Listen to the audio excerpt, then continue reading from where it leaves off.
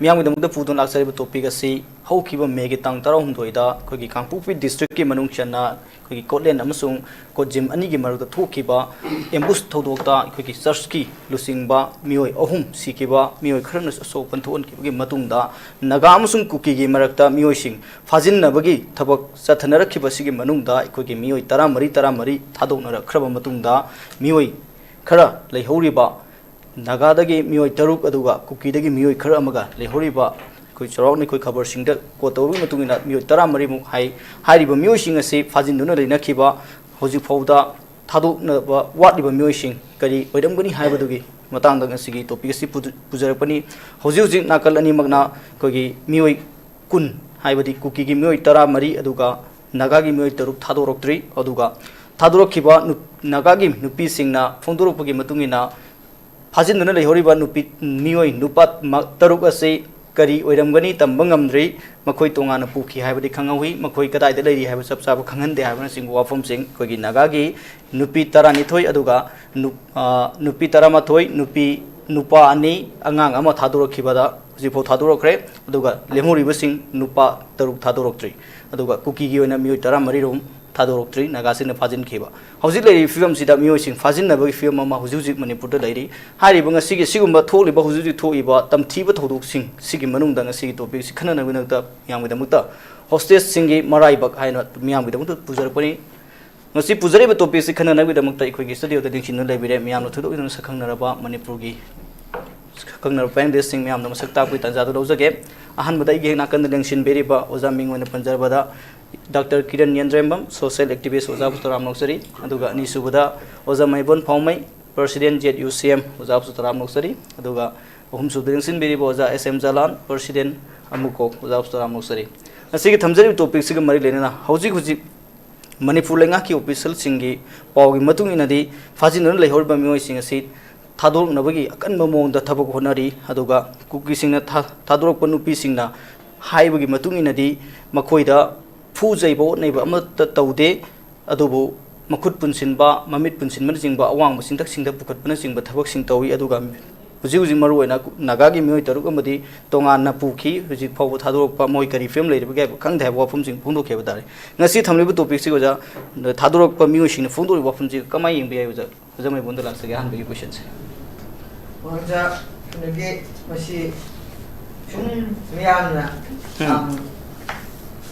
दोइदिगी ना सुम मामना रखनिको असी मसी की थोदो असी कमायना थोकी बनो हाइबा मतमदा सुमायना मियामना येंगी मियामना सुम येंगो पो sorry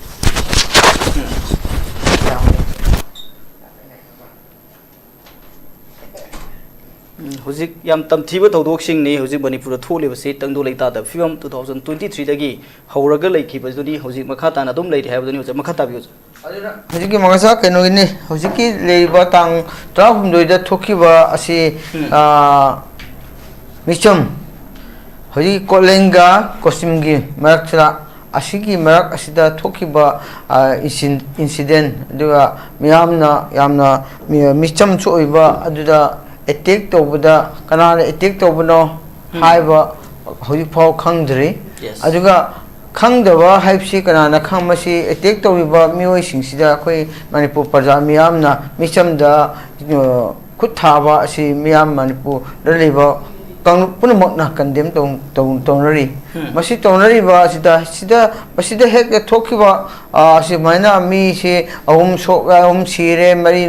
मंगाना खसोएना हेक ताबदा असिगे हाइबा लैरोन वाइफाई खुन असि सोयदा सुमाइना अखोयगे नागा सिंगसि फाजिनग्रे हाबिसे पाउसे सुम तारे मोय खुदक तो फाखी फारगा होजिकी सुम निनी गुम्बदी मोइना थम्मे अदु मुतुंगदा आउजिकी नुपी अंगांसिंग खरदी थादोकपिरे अदुदा हुजिकी तरुक असि थादोकत्रि अच्छा अदुना मसिदा सुम ꯐꯥꯈ꯭ꯔꯦ ꯍꯥꯏꯕꯗꯨꯒꯤ ꯑꯃꯨꯛ ꯁꯦꯅꯥꯄꯇꯤ ꯁꯨꯝꯕ ꯐꯥꯖꯤꯟꯈ꯭ꯔꯦ ꯇꯣꯉꯥꯟ ꯇꯣꯉꯥꯟꯕꯗꯒꯤ ꯃꯐꯝꯁꯤꯡꯗꯒꯤ ꯃꯤ ꯈꯔ ꯐꯥꯖꯤꯜꯂꯦ ꯑꯗꯨꯁꯨ ꯈꯔ ꯊꯥꯗꯣꯛꯑꯦ ꯄꯨꯟꯅ ꯈꯔ ꯊꯥꯗꯣꯛꯑꯦ ꯃꯁꯤ ꯊꯥꯗꯣꯛꯏꯁꯤ ꯀꯅꯥꯒꯤ ꯈꯨꯠꯊꯥꯡꯗꯒꯤ ꯊꯥꯗꯣꯛꯄꯅꯣ ꯍꯥꯏꯕ ꯃꯇꯝꯁꯤꯗ ꯑꯁꯤꯗꯤ ꯒꯣꯔꯃꯦꯟꯅ ꯏꯅꯤꯁꯤꯌꯦꯇꯤꯚ ꯂꯧꯕꯗꯤ ꯅꯠꯇꯦꯅ ꯑꯩꯗꯤ ꯍꯥꯏꯖꯒꯦ ꯁꯦꯡꯅ ꯃꯁꯤ ꯀꯩꯒꯤꯅꯣꯕꯨ ꯁꯤꯚꯤꯜ ꯑꯣꯔꯒꯅꯥꯏꯖꯦꯁꯟꯁꯤꯡꯗ ꯗꯤꯄꯦꯟ ꯇꯧꯔꯒ ꯃꯈꯣꯏ ꯃꯁꯦꯟ ꯉꯥꯡꯅꯔꯒ ꯑꯃꯒ ꯁꯨꯃꯥꯏꯅ ꯇꯧꯕꯁꯤ ꯐꯠꯇꯦ ꯍꯥꯏꯅ ꯁꯤꯚꯤꯜ ꯑꯣꯔꯒꯅꯥꯏꯖꯦꯁꯟꯁꯤꯡꯒꯤ ꯀꯨꯀꯤ ꯁꯥꯏꯠꯀꯤ ꯅꯥꯒꯥ ꯁꯥꯏꯠꯀꯤ ꯌꯦꯡꯂꯒ ꯃꯁꯤ ꯍꯥꯏꯅꯔꯕ ꯃꯇꯨꯡꯗ ꯊꯥꯗꯣꯛꯄꯅꯤꯅ ꯑꯩꯗꯤ ꯂꯧꯏ ꯃꯁꯤ ꯑꯩꯅ ꯒꯣꯔꯃꯦꯟꯅ ꯏꯅꯤꯁꯤꯌꯦꯇꯤꯚ ꯂꯧꯗꯦ ꯍꯥꯏꯕ ꯃꯔꯝꯗꯤ ꯏꯅꯣꯁꯦꯟꯁꯤꯡ ꯃꯤ ꯑꯃꯠꯇ ꯅꯠꯇꯦꯕ 10 ꯍꯦꯟꯅ ꯐꯥꯖꯤꯟꯈ꯭ꯔꯦ ꯑꯗꯨꯒ ꯑꯃꯁꯨ 10 ꯍꯦꯟꯅ ꯐꯥꯖꯤꯟꯈ꯭ꯔꯦ ꯑꯗꯨꯒ ꯐꯥꯔꯤꯕ ꯃꯤꯁꯤꯡꯁꯤ ꯀꯅꯥꯅꯣ ꯍꯥꯏꯕ ꯑꯥꯏꯗꯦꯟꯇꯤꯐꯥꯏ ꯇꯧꯕ ꯑꯃ ꯆꯪꯏ ꯒꯣꯔꯃꯦꯟꯅ ꯑꯗꯨꯒ ꯒꯣꯔꯃꯦꯟꯁꯤꯅ ꯐꯥꯔꯤꯕ ꯃꯤꯁꯤꯡ ꯑꯗꯨꯕꯨ ꯀꯣꯝꯕꯤꯡ ꯑꯣꯄꯔꯦꯁꯟ ꯇꯧꯔ ꯔꯦꯁꯀ꯭ꯌꯨ ꯇꯧꯕ ꯑꯃ ꯆꯪꯉꯦꯕꯀꯣ ꯑꯗꯨꯒ ꯕꯣꯠ ꯁꯥꯏꯠꯀꯤꯅꯤ ꯑꯩꯈꯣꯏ ꯍꯥꯏꯁꯦ ꯑꯗꯨꯃꯥꯏꯅ ꯂꯩꯕ ꯃꯇꯝꯁꯤꯗ ꯍꯧꯖꯤꯛꯁꯤ ꯑꯗꯨꯝ ꯌꯦꯡꯕ ꯌꯥꯕꯁꯤ ꯉꯁꯤꯒꯤ ꯇꯣꯄꯤꯛ ꯃꯇꯨꯡ ꯏꯟꯅ ꯍꯧꯖꯤꯛ ꯈꯔꯗꯤ ꯊꯥꯗꯣꯛꯈꯤꯕꯗꯨꯗꯤ ꯑꯩꯈꯣꯏ ꯊꯥꯗꯣꯛꯎꯁꯦꯕ ꯑꯗꯨꯕꯨ ꯍꯧꯖꯤꯛ ꯑꯩꯈꯣꯏꯅ ꯌꯦꯡꯕ ꯌꯥꯕꯁꯦ ꯃꯤꯌꯥꯝꯒꯤ ꯋꯥꯈꯜꯂꯣꯟꯗ ꯌꯦꯡꯕ ꯌꯥꯕꯁꯦ ꯑꯩ ꯀꯟꯅ ꯊꯝꯖꯒꯦꯕ ꯀꯨꯀꯤꯅ ꯐꯥꯖꯤꯟꯈꯤꯕ ꯃꯔꯛꯇꯒꯤꯅ ꯍꯧꯖꯤꯛ ꯃꯤ 5 ꯈꯛꯇ ꯊꯥꯗꯣꯛꯇ꯭ꯔꯤ ꯑꯗꯨꯅ ꯑꯁꯣꯝꯗꯅ ꯃꯤ 13 to 15 ꯂꯩꯍꯧꯔꯦ ꯑꯗꯨꯒꯤꯗꯤ ꯃꯣꯏꯅ ꯗꯦꯗ ꯂꯥꯏꯟ ꯄꯤꯅꯩꯁꯦ 6 ꯊꯥꯗꯣꯛꯑꯣ ꯑꯗꯨꯗꯤ ꯑꯩꯈꯣꯏ ꯑꯁꯣꯝꯗ ꯂꯩꯕꯁꯤꯡꯁꯨ ꯊꯥꯗꯣꯛꯔꯒꯦ ꯍꯥꯏꯕꯅꯤ ꯑꯗꯣ ꯃꯁꯤ ꯍꯥꯏꯅꯕ ꯃꯇꯝꯗ ꯗꯦꯗ ꯂꯥꯏꯟꯁꯤ ꯍꯦꯟꯗꯣꯛꯈ꯭ꯔꯦ ꯑꯗꯣ ꯉꯁꯤꯁꯨ ꯑꯃꯨꯛ ꯗꯦꯗ ꯂꯥꯏꯟ ꯄꯤꯅꯔꯤ ꯑꯗꯨꯁꯨ ꯍꯦꯟꯗꯣꯛꯈ꯭ꯔꯦ ꯍꯦꯟꯗꯣꯛꯂꯤꯕ ꯑꯁꯤ ꯑꯩꯅ ꯁꯨꯝ ꯆꯥꯎꯔꯥꯛꯅ ꯌꯦꯡꯕꯗ ꯀꯨꯀꯤꯒꯤ ꯅꯥꯒꯥꯒꯤ 6 ꯐꯥꯖꯤꯟꯈꯤꯕꯗꯨꯒ ꯑꯁꯣꯝ ꯀꯨꯀꯤꯒꯤ 13 15 ꯑꯗꯨꯒ ꯃꯁꯤ ꯃꯤꯑꯣꯏꯕꯒꯤ ꯚꯦꯂꯨ ꯌꯦꯡꯉꯁꯨ 3 5 ꯑꯁꯤꯒ ꯚꯦꯂꯨ ꯌꯦꯡꯕꯗꯤ 13 15 ꯍꯦꯜꯂꯦ ꯂꯧꯁꯦꯕꯀꯣ ꯑꯗꯨ ꯑꯣꯏꯗꯤ ꯃꯗꯨ 13 15ꯒꯤ ꯂꯩꯕꯥꯛꯁꯤ ꯃꯣꯏꯒꯤ ꯄꯨꯟꯁꯤꯁꯤ ꯀꯩꯅꯣꯒꯤ ꯂꯩꯔꯤꯕ ꯃꯥꯒꯤ ꯂꯩꯕꯥꯛꯁꯤ ꯐꯥꯈꯤꯕꯒꯤ ꯂꯩꯕꯥꯛ ꯁꯤꯕ ꯅꯥꯕ ꯊꯣꯛꯇ꯭ꯔꯤꯉꯩꯗ ꯃꯁꯤ ꯀꯟꯍꯧꯒꯦ ꯍꯥꯏꯔꯒꯗꯤ ꯃꯁꯤ 6ꯁꯤ ꯊꯥꯗꯣꯛꯐꯝ ꯊꯣꯛꯇꯕ꯭ꯔꯕ 6ꯁꯤ ꯊꯥꯗꯣꯛꯑꯀꯥꯟ ꯈꯛꯇꯗ 13ꯒꯤ ꯃꯥꯒꯤ ꯂꯩꯕꯥꯛ ꯂꯦꯞꯄꯗ ꯀꯟꯗꯣꯔꯤꯕꯅꯦꯕ ꯑꯗꯨ ꯑꯣꯏꯔꯒꯗꯤ 6ꯇꯨ ꯗꯦꯗ ꯂꯥꯏꯟ ꯄꯤꯔꯐꯥꯎ ꯊꯥꯗꯣꯛꯇ꯭ꯔꯗꯤ ꯀꯩꯒꯤꯅꯣꯕ ꯃꯌꯥꯝ ꯀꯣꯏꯁꯟ ꯑꯝꯇ ꯌꯦꯡꯁꯦꯕ 6ꯇꯨ ꯊꯥꯗꯣꯛꯑꯒꯗꯤ ꯃꯣꯏ ꯀꯨꯀꯤ 13 15 ꯀꯟꯗꯣꯏꯅꯤ ꯑꯗꯨꯅ ꯃꯗꯨ ꯗꯦꯗ ꯂꯥꯏꯟ ꯄꯤꯔꯐꯥꯎ ꯊꯥꯗꯣꯛꯇ꯭ꯔꯗꯤ ꯃꯗꯨꯒꯤ ꯊꯥꯗꯣꯛꯇꯕꯒꯤ ꯃꯔꯝꯁꯤ ꯀꯩꯅꯣ 6ꯇꯨ ꯊꯥꯗꯣꯛꯇꯕꯒꯤ ꯃꯔꯝ ꯀꯩꯅꯣ 13ꯇꯨꯒ ꯊꯥꯗꯣꯛꯅꯅꯕꯒꯤ ꯗꯦꯗ ꯂꯥꯏꯟ ꯄꯤꯅꯔꯕ ꯐꯥꯎꯕ ꯍꯧꯖꯤꯛ ꯊꯥꯗꯣꯛꯇ꯭ꯔꯤ ꯑꯗꯨꯒ ꯀꯔꯤꯒꯨꯝꯕ ꯃꯁꯤꯗ ꯑꯁꯤ ꯑꯅꯥ ꯌꯥꯎꯔꯛꯄ ꯇꯥꯔꯒꯗꯤ ꯑꯗꯨꯗꯤ ꯀꯝꯗꯧꯕ 6 ꯑꯗꯨ ꯊꯥꯗꯣꯛꯑꯣ ꯌꯥꯗ꯭ꯔꯕꯅꯤ나 मधु असीबदी थादोक याद्रेदनको सिरमगदी मा थादोक यारोइदोरिनेबको अदुगी डेडलाइन योफो थादोक तबो मरमदी अदु कईगुंबा मदुगी मपुंसी लोरगा हातोखरबा मतुंगददी थादोक यारोइदमना अदुगी दमक्ता मोय डेडलाइन दो मतम हेंगसु थादोक तब्राइना मणिपुर गी प्रजा मियामना मिचम मियामना मसी लौना दे लेरेबा मरमदी याम लाइने थादोक याबनेबा थादोक याबासी असाइदो एक्सचेंज दो ता मरिगा ता तो एक्सचेंज दो अदु लेरे अदुगदी हाइबो फारिबसी मरम छि कईगनो फारिनो मिचम हाले बदुगी फाबगिरा नतगना नगारसु फारिबसी कई मरम फाबना एक्सचेंज तौनगी फाबने है हाजुम हाइरे अदुदी मसीगुंबा सिस्टम थोरप मतमसिदा गवर्नमेंट दिगी अखोइना कई एक्सपेक्ट तोवे अदुगा लेइबा नागागी volunteer ओइसनु अदुगा कुकी volunteer ओइसनु अंडरग्राउंड सिंग ओइसनु असि मिसम द ताइनाबगी फिबम सुम लेरगा सुम मखोइ मसेंदि नतबा मिसम नगत ताइनाबा नागाबो साउनिंगेना कुकी सिंगना मिसम द हलकपा अदुगा कुकी द साउनिंगेना कनगेना कम्युनिटी तोपनसु जुम हेक्टा मिसम ताइनाबा मसिगुंबगी इरांग थोपा मणिपुर स्टेट असिदा लॉ एंड ऑर्डर की मेंटेन तौबंग मक्तबा मसिगा हायरक मतमसिदी तौरिबा असि कोइने येंबो मतमसिदा आइगी करिनो कनाना रिस्पांसिबल लौरिनो हौसिसे मणिपुरदा करंबा गवर्नमेंट ना रिस्पांसिबल लौदोरिरा मी होस्टेस मयामसु थादोकपा दो फाबा पुनबा मयामदुबु कनोगी एफआईआर चलगा फाबु फारी बनो मिहाली कना हाली बनो है ठीदो पसी कना की रिस्पांसिबल नोबा प्रजा की रिस्पांसिबल ओइदोइरा मणिपुर लेजिबा CSO की मथौ ओइदोइरा अदुगा लेजिबा सरकार की मथौ ओइदोइरा बको अदुदि मदुगी रिस्पांसिबल लो मी दुनेबा दु लै हौजिकी मणिपुर दा लैद्रिसे रिस्पांसिबल लैबा लो मी लेरगदी नहानदगी फाबा नमितकी कॉमरिंग ऑपरेशन तौबा खोपा कायदा मो लो दुइनोबा काय सेंदुनो मी दो अमखक ओरगदी लोखिबि हैबा मी 10 कुन फागा चपदु होइरगा चप सन होइबदु हाय होइ चपदु गवर्नमेंट ना तौदबगिनेबा गवर्नमेंट रिस्पांसिबल लौदबगिनेबा लौबा तारगदी सोइदना मदु कइनो तौनेबा अमुगा हाइरोगदी अखोइना तपने यंगसिदी मदुदा हाथो तु तौदि सिविल मयामदो सीखिगनी हाकिगनी ना तौबदिगिना मचे दुहाइनि खुनोपा याय अदुबु नत्ते दो तौदेबा responsible low देवा अदो यदि हाई बसी द गवर्नमेंट responsible low तिसी कहीं नो मैं हम आई क्वेश्चन तो थम जगह बा कहीं की तो मत तासी कुंबा लूरमा तंजा लूरमा situation लाख लो फाउ द गवर्नमेंट responsible हाथु तुना अब लोग तिसी कहीं नो सेंटर ना रोय order पाए है बसी असुम खांगना बने बको अदो सेंटर की याकांगाई लगा सेंटर की याकांगाई लगा हाइबा होस्टेस सिंदो रेस्क्यू तौम तौ हजु आरगी डायरेक्शन पी रिफाउ तौदबा अदुगा हाइबा मिसम हादिबा म्यामदसु इम्बुस तौबि म्यामदो फानो कनानो थिदो हाइबसु थिदोक्तबा हाइबा पुनम असिबु येंगन लेबा असिदि चुमबरा चुमदबरा सिनि अदुदि मियामना मणिपुर मियामना वाकलिबा पेंदबा म्याम ngangiba पुनम असि कनाना ताबिरिगेबा मियाम पेंदबा मियामना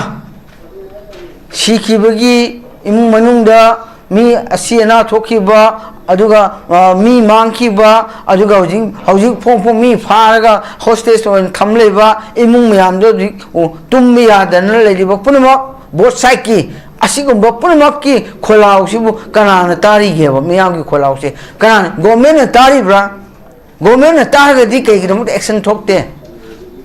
तादबगी एक्शन थोक्ट्रिनेबा एने ngangibo paja miyam ngangibo miyam se mokoi tangai phadana ekhoi ithoni ko government am lebagi masi ekhoi ithoni paja na pen ngangibo miyam se ekhoi tofam thokpani na khalagadi action khar tobio security miyam singda infan de di leite hayare security miyam hana masi irang hek thokhi badigi 80000 muk thokhi badubu kai leikhageba kai losing khageba अदो यदि हारिबा सिंगुंबा मिसी मिना थोपदो फाव अस कनमंग अमक्तरदि अखोई कमाइना प्रजा मियामना कमाइना सकनी अदुगा आइना सुम अमुगा point अमुगा आइ थमजनिंगबदि हौजिक अखोइना Manipur लेदिबा कंगलुप cookie Naga Meitei मरुइना मसी अहुंदा हौजिक थोकलिबा problem असी कनाना कईगिदमक थोइनोबा कुकीना Meitei हलकपा मैतैना cookie हलकपा नागाना cookie हलकपा कुकीना Naga हलकपा कईगिदमक nova कईगी दमक हन्नरिबनो HYBE purpose दो मदुनेबा हुजि दका ओइसे कईगिनोबा गवर्नमेंट ऑफ इंडिया दा प्रेशर तो वंगमदबगी कोई मसेन हन्नरसी हैना हन्नरिब्रा कई पंदम नोबा कई कम पंदम अमा लेबनोबा अदुगदी ब्रह्मादगी संक्शन लक्लिबा इलीगल इमिग्रेंट सिंग हाइब तारे टेररिस्ट सिंग लापर तागदी हाइबा मयाम अदुना पुल्लगा मदुदी अखोई तानथोखिबा दका ओय मदु चंगले एन प्रेशर तो यो government of India state government ना मजु लोथोखिबो फै अदु सुनतबा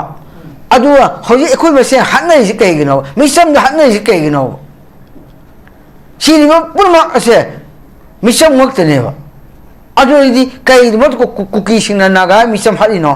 कयगिमत को कुकी सिंना मेतै मिसम हलिनो अदुगा नागानसु कुकी मिसम क्रि हलिनो मेतैनसु कुकी मिसम हलिनो पर्पस तो हाइबियोबा पर्पस लेतेबा चुमने कोई अमन हादी कोई हाची मखोन हादी कोई हाची असिगुम theory Sidi आइदी Masih Yamaha चौखतबा तोइदबा Prithivida Swansu Tona Den Lowy, Ado issue later Tobo pay, Aduma, Kokina, separate administration, MLA Singa, Yauraga, separate administration, Nimugi Doctor, Missam Happy Arroeva. Missam they take to Budi Arroeva. Masi Low Maleva, Low Mastananiva, State Amada, India Constitution, Tanaba. State amada machine misam happy tawuse yareva ade elected MLA yaga demand over issue sida misam halakaiba habsidi machi chumde lawi ade maduda halibadu kana happen madugi issue digi happen yagadi maduda mari matam mari lenaba organization sing mari na mi sing se government india phaga phabo punba masang ko madu tawdri faudi akoi manipur sita ing tap adi lakhiro hena ahan ba ose thamjige yam noi jai yam marik chung ofum jing thambe ja ahan ba rom ji question ji koi ja kiran dalak sage ja juji lady ba film sing sida ko gi naga nupi sing na 57 mountain division leimakong gate number 2 da khongding changsing ki ba matam da saru ya khibe nupi amana phongdo khiba ko gi Jin Chungwang Haibanupi among Fondo Kiba, Kogi, Fazin Kiba Muitaru was say, Hinglamgani have a Tazad, they have from Fondo Havatare, Kogi, Nagana, Kogi Mu Kulumdoi, Aduga, Kuki, and Mu Kunatoi, Fazin Kibi Manunda, Muitara Marita Maritaduna Kraga, Lemhuri was sing, Fazin Akibi from the Labor Ski Manunda, Muitaruxi, Chapsaba Langalangin, Kadima the Kambangam, Japanese in Wap from Sing Tongan, social media sourcing the Su, Kogi, Lingaki, my Kadakisu Sapsaba, Makogi lay from Sing. Puthopangam Havataraza. We the film Sitoza and see Tamzariba hostess singing Maraibak, Kamai and Bear. Does young Hagakoi Manipur, which lady situation Zigimatang, the Wang Jam Lugo Potamalai. The one the Shang Nakoi panelist Mayamana, expert Mayamana, socio-political committee Mayamana, Wapunka among us work Tambusing say, some Mutunda Penacom, whether them Tar governments and lay. Other than a division of powers and a constitution in the Anapidiba, Magi, Tongan, Magi power sing General Labor Mayam sing say Manipur Ude, state Kyoba Magi state is subject, it is a state and perform to Bungam Day. That's why administrative failure, constitutional failure, or have decided them oi. Madu within a Maramurakan and I say Tongan ba, Puru Kandup singna, Tongan ba Muising Pazalaga, hostess on a Tamba, it's a kind of terrorized Yamna terrorist Ekimung, the Kulai Pabasing to Wuduga, Samana Kulai Pabana, Micham, the Fazan River Kanganas, my labor Potiam no Itaponum lay. Adunga you keep a pursing that Makoi Tramari Tador E Aduga, Kogi Nagagi, the Kogi Tarumakuki Tramari, Mamui Kunumsi, Nasima Fumaran Kangan Tadotan, and Fazalaga Lake, Wafumasi, Yam no Itaponamani, Adonan Kotlin, then a good jam, got Jim Haimani Moico, Adugi the Damoy German Tiger, I will be or Manico, but compete district Manunchana Togiva, Madugi Adumakalki, embussed to the Yaw, Moigi Reverend Pastor Sings, Manung the Pastor Ramadi. When a massive Facebook Senabani, how far came Sumitaka Lali, Madu subject to correction, Oichedubu, Pastor Tilum Kim Kongsai, I was the founder leader of Kele. Cookie Liberation Army, my manning the Kulai Pipe, Anigalepagato poster Madam Tole. And a question of Hangamna, why would a pastor become the leader of an armed group and hung him a bottom Yawev? So I that Timna, the idea Tado in Pimanipurna, Nasiamna Akan the Nasi evening peppers in the condemned the Wiko Ureko. Madam D says first leader killing ambush where Tado not cookie and Hayeva. Adubu, but Madras Shiva Yawa Amadi. Masi Tado ni Hagazu Kongsai Haragasu, he was the founder leader of Kele Cookie Liberation Army. Other Huzik Oibia, but founder member in Hariba Ponina, Swai the Equigi Satliba, Nangariba, Lauriba Mamzi Manunda, Maikum Tongan, Upaga, the Marak, the Yauribra, Kanana Toribuno, Kurki in a lie, Saribasi, government Ama, double is in government lady and Aquinangasi, Mayamana Hamba, the double is in government law, Mangasi, double is in government game, Matakta, Tongan Sologan, Mayamama, Ngasidi, Lauri Batasang Haragadi, Madam Dika in Waikanda, Aquay Nasi Tonganba, Uziki, Timna, Huzi Haigriba, Tado in Pimanipurna, church leaders were killing and boost were Tado not cookie in a 13 megi Potia Muktori, Adobu Huzik Equina. Fox na hype tare Fox ki president BM sana ngasi khoigi adugumba ngairang mon phang taw pangthokiba tara suba apun ba similon gi kanogi mifom amakhakta magi pigor briefing amada Fox blame double engine BJP government for Manipur crisis center ga tawang me amon ire ibago arigi amuk ikhoin taseng na hagadi NSN IM na kanona hype tare makhoigi 75 anniversary of 1951 Naga plebiscite ki matang da ngasi thamgiba makhoi gi wafam da khoi gi Indian Security Forces colluding with Kuki narco terrorists accused Indian forces for supporting Kuki militants na ngasi amuk tholi ibugo tongan manung dum tholi sigi pot se koina hujik khoi gi moi gi framework agreement 2015 gi matang moina dum khara phongturo ga dwai da yauri aduga waino namli da wangli da arge soro tawki pot mayam singi attack mayam mama khoi gi adumba cross border armed group sing na kamaina attack to hola ibno khoi gi state ki kero sing mayam mama Central Security Forces sing da mokoi ni Indian Security Forces tara ija adwai dani sumo mayam nei na bo mayam ste khoi kokomi na su ngasi de mokoi kokomi convener YK Durian na proxy war behind the ethnic violence Manipur se keno na thon bani haiba pot ama adum yauri bako sumain thok pone na uri popole me kai ngasi keno amada adana sigi marak mayam se da ojik sumaina hostage sing marai bakrai oigadau no haibis da kok thadaraga natraga masida chap chaba military crackdown natraga security singi chap chaba operation sing piraga tahon bai mahut tang asi de koina ure ngasi Facebook ta heng khabar yauna ni koi gi Manipur sports ki koi university gi hai tare ko keno gi koi yam kana khana kok thuki do madugi pota koi gi CM na chatlaga madu yengchen ba khongchat amai koina ui madoi da amuk koina MMT keno da MT dura manima kena MMTU na hai tare question number raised away over National Sports University ki BC hapagi matang da ngasai gi retired IPS ama hapase sigi matang da ma sigi magi keno gi chana kanglon gi wang mada magi hana khan gi bo mokoi mioi sing dugi manung da yaw do mi ma nampu sasan da political appointment na hapagi mong da ngasi dum ire iba aduna sumba pot mayam ama sigi keno torok posina maram wara kan da ngasi de koi PM na kari gi damak da asuk sang ba sai hum oiba pot sida sab chaba ikoi gi yamna significant oiba statement amata ngasi thoktan leiba maram kari gi no kai bisi question ama Foundation for Rural Urban Development ngasi hanga iba ko aduna ikoi gi irang sing se meitei ga kuki ga tahanna ba honaramba maram di state ki abapta ngasai khulai pai ba kuki gi maikhum uppa kuki gi lalhobo sing narco terrorist sing then makoi gi elected mayam sudum yauna adum khoi gi se paulinan hawkip ngasi moi gi yamna makoi gi keno da aina ngasi thengna ba da ko paulinan hawkip ki pot am khak mana su keno to bong khak thengnai function am khak ngasi magi keno da masigi pot sida mase moi gi matters day en to ba khak ngasi bang thok pa male mase sujampur male ko masai de khoi gi single barrel single bore rifle male khoi gi chumna gi keno gi license kan mayam male se mi se masing yam yame mi se chama gi mathak to orangani khulai pai ba sing je ma ga lak red carpet tha dana o torokan da mase moi wafum kya phongdu podam uri adana khoina mastermind of the conflict se moi gi BJP gi elected sing du gi manuk da panglan se amo oire lesmang sudum oena adum mayam na hainari swai de khujikti deputy CM de oire moi gi against ki wafum natana magi nupa kana no khujik tong ri then khoina cycle gi kim yaw gi magi nu keno si kana no magi nupa je sumba mayam ama sigi tongner ko put question mayam sigi sidi naina da diversion issue ji issue un theu ki yabagi mong man bam ka ngasi satrak pase yam nuai ta bam yawe dugi mathakta amuksu Manipur gi hujik thoiba ikoi gi irang sigi crisis sigi matang da koi commission of inquiry gi matam su thataru amuk amaga sangtu en har pasi aso question ama ngasi di praja sing koi da ngasi di polle aduna sumbo pot mayam sida maram war kan da koi ngasi di koi Manipur gi leiba hostage sing dugi Maraibak si kari oige dun sing ngasi wauda pha gi ba mitai gi oiba nadraga cookie gi oiba pot mayam ama thokna gi pot sida ayambana cookie gi pot ngasi somda Imphal Mayonda nadraga lambi lamkhang da pha matam da adum concern police station da sinaraga dum thadok poi ko ngasi thengnari adubu koina apikpa angang dagi hauraga da sengna ngasi di mama na kolaga tumjariba tronglawbi da angang macha apikpa ni yauna siba adagi atop macha jiri da hakebagi incidents nadraga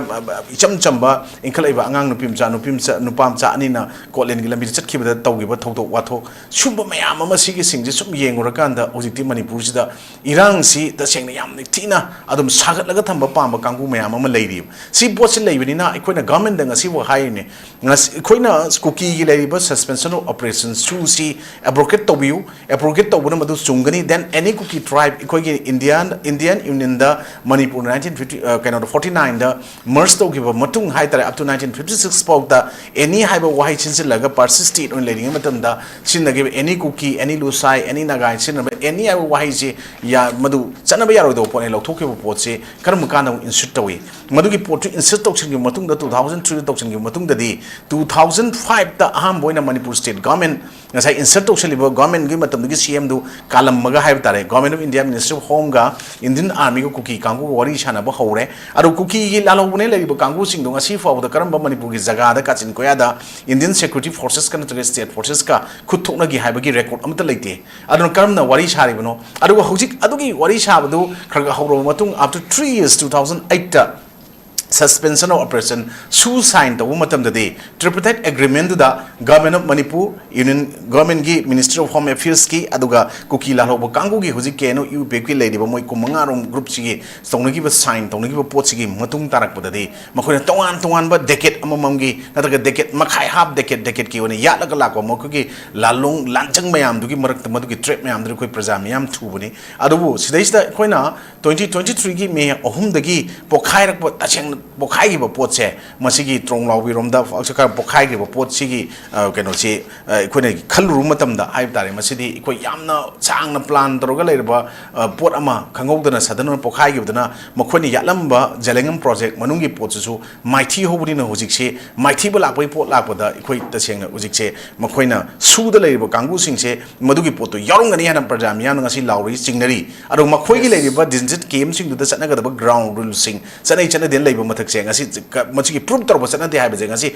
hostess singing Maraibak and then reports the hostess and the Tamai reporting there, Mahoy Adum could out the Dingamoy. Adu Tagadi, Nasi Nansu group Mamako Kiki lady Kangu sing to the Kulai Kamina, Koi Manipura, Sukchauna, Sukyam, the Pirate lady, Aduga, Ikoigi Armed Forces Special Power Act, Prevention of Terrorism Act, Lady but one by Ek Mayama, Natragangarang Handamu, Belly Yauna Chananga, whole Manipur Chananga by UAP, AK Section 4, Nasi Singi Zaga sings the hostess sings Ziggy, Karawai Tamikarom the Pugi Habaze, Kangam Dragadi Madudi Achover Indian Security Forces ki, State Force ki, State Government ki, Madugi Achover, Mighty Woman and Loweva. Aduna, even government na Nasidi, Makroigi, Adumba, government do, Lainaba, Hingnaba Honoring Ida, hostess on a Puraga, Lalobusing a Puriva, Kanana Purim, Lalona Pudi, Obitani, Tadum report Mayam, Saiko Yamabun, Tabigo Porta, Masi government gig and Amtanate, credit people Tokte, Masi Mununda, civil society organization leaders Mayam, founder Tadopuna, Wapam, Labanina, Madugi Potuna, some way with Targadi, government usually Bukari, the colleague have a question of Gulai. Adudi,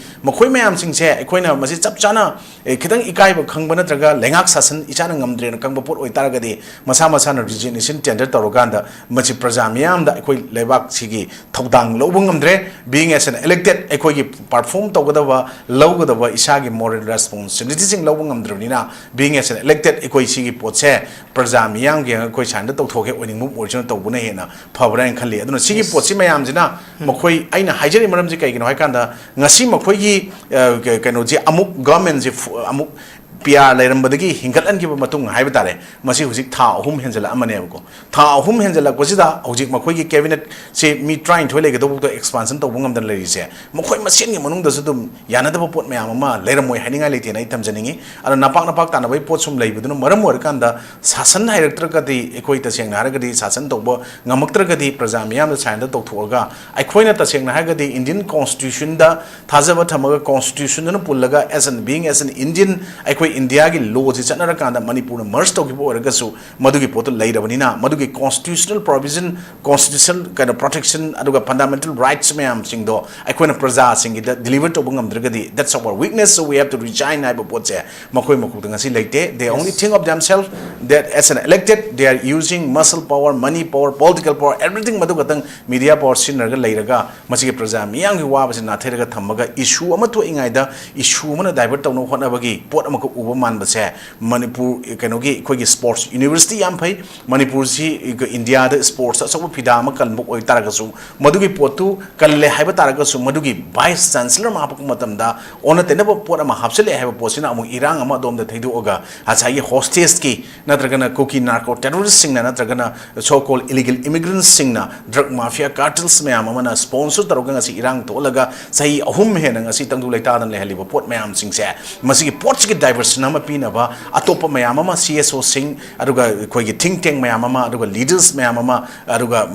gi government gi against habdi masigi lale chume na ngang jari ba lawriba mayam sing sigi pot sing si mamai lerga chatkinaba pot amagak tawba manbra haiba pot amang sigi hostess sing Maraibak khanar matamda ai thamjaningi aduna ngasai gi nagagi nupi amakhakna thamge statement da makhoi tarak su hingamgani thajadre haiba pot se madu yongna press mamang na thoga amana harak pataragadi masi manung da khangba pau khadi leramani karigum madugi potuna manga tartun siram bataragadi masi da hujik che ekoi ge free movement se meitai ga tangam dabani na haramba chatpa yaram daba buffer zone changba yadam ne haramba che hujik meitai da nate naga zu buffer zone lae koki gi su buffer zone laire buffer zone laite ba je ekoi taw jalan yauri manipur gi meitai panghan ga aruga nepali ka tang ngai rai no ubuda atai sing sidi buffer zone gi manung da include tolok je tamna community me amse amaga changna ba yadaba ekoi gi laikai da yumlon pareng ama henzang lanaraga charaga nungsi chan leramba bota quarter gi jaga ama government gi office thabak tawne raga thamaga quarter da mai gi solon da mai thabak chatlaga leinabagi phibam da community me am tana bo honor gi thausulama masi yamna phajaba script writer director sing na silak pasidi ekoi gi hostess sing Maraibak khanar matam da hostess sing Maraibak si tambangam dre hariba nupi dun thami wafam sing do madunu asum bola ga di manipur si hujik ekoi na civil war invite tawune na haramba poto siji civil war se masi tholing chit tawler amuk chat lai to ga chat ki bagi poni aru masi sumba mayam se maram war kanda thol oi haninga lete yam athu da sumba posi oragadi sumba kanba hena kanba khongjang irang mayam thola gadi manipur gi hostess khatagi nate Maraibak khatante manipur praja pumbagi Maraibak tambangam de na ismai thamjiki yam noijai huju leiri ba film sida lengang na lokhotli ba film mong matau sisu peningai oide huju tholi birang sing asigi chap chapa film dum oihande haibaduni yam noijai ki ahan baround si ko jajalan da laksaning isinai koi huju manipur da leiri ba irang asida trong laupi gi mi hat aduga litan da ambush torok tu na mi hat ki ba leire adugi matung da muk handak ngarang na han thoki ba me gi tang trong doi ki kotlen da koi gi search ki lusing basing hat ki ba thodok sing sigi matung da oirak ba film si dai koi gi nagam sung kuki gi marakta koi hoba me 2023 gi me 3rd da gi na koi maitai kuki gi ni haina le uram ba film do adugi ono taina bada hujik na muk naga kuki gi marakta urakpa aduga nagam sung kuki gi marakta mi phadok phajin tawna khraga mi thado na ba koi gi mi yenabagi film da mi onabagi film mo lagli film kamai yengbe oja hujik de films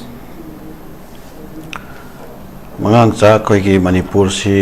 hangkatna koi na matam khara yengjaba matam da khwaidagi henna laibak thiba khwaidagi henna koi tungge asa udaba aduga thoiba crisis sing se masi nomagi sum henna lusalakpa aduga masigi marumda kanagomba kharana koi yamna fajana haisingna sanaraga fajana satrangi po thangjanba dawna koi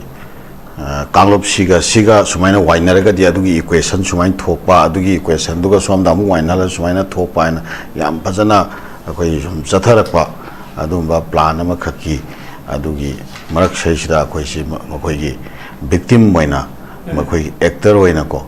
koi script da koi actor na ba actor oina leibagi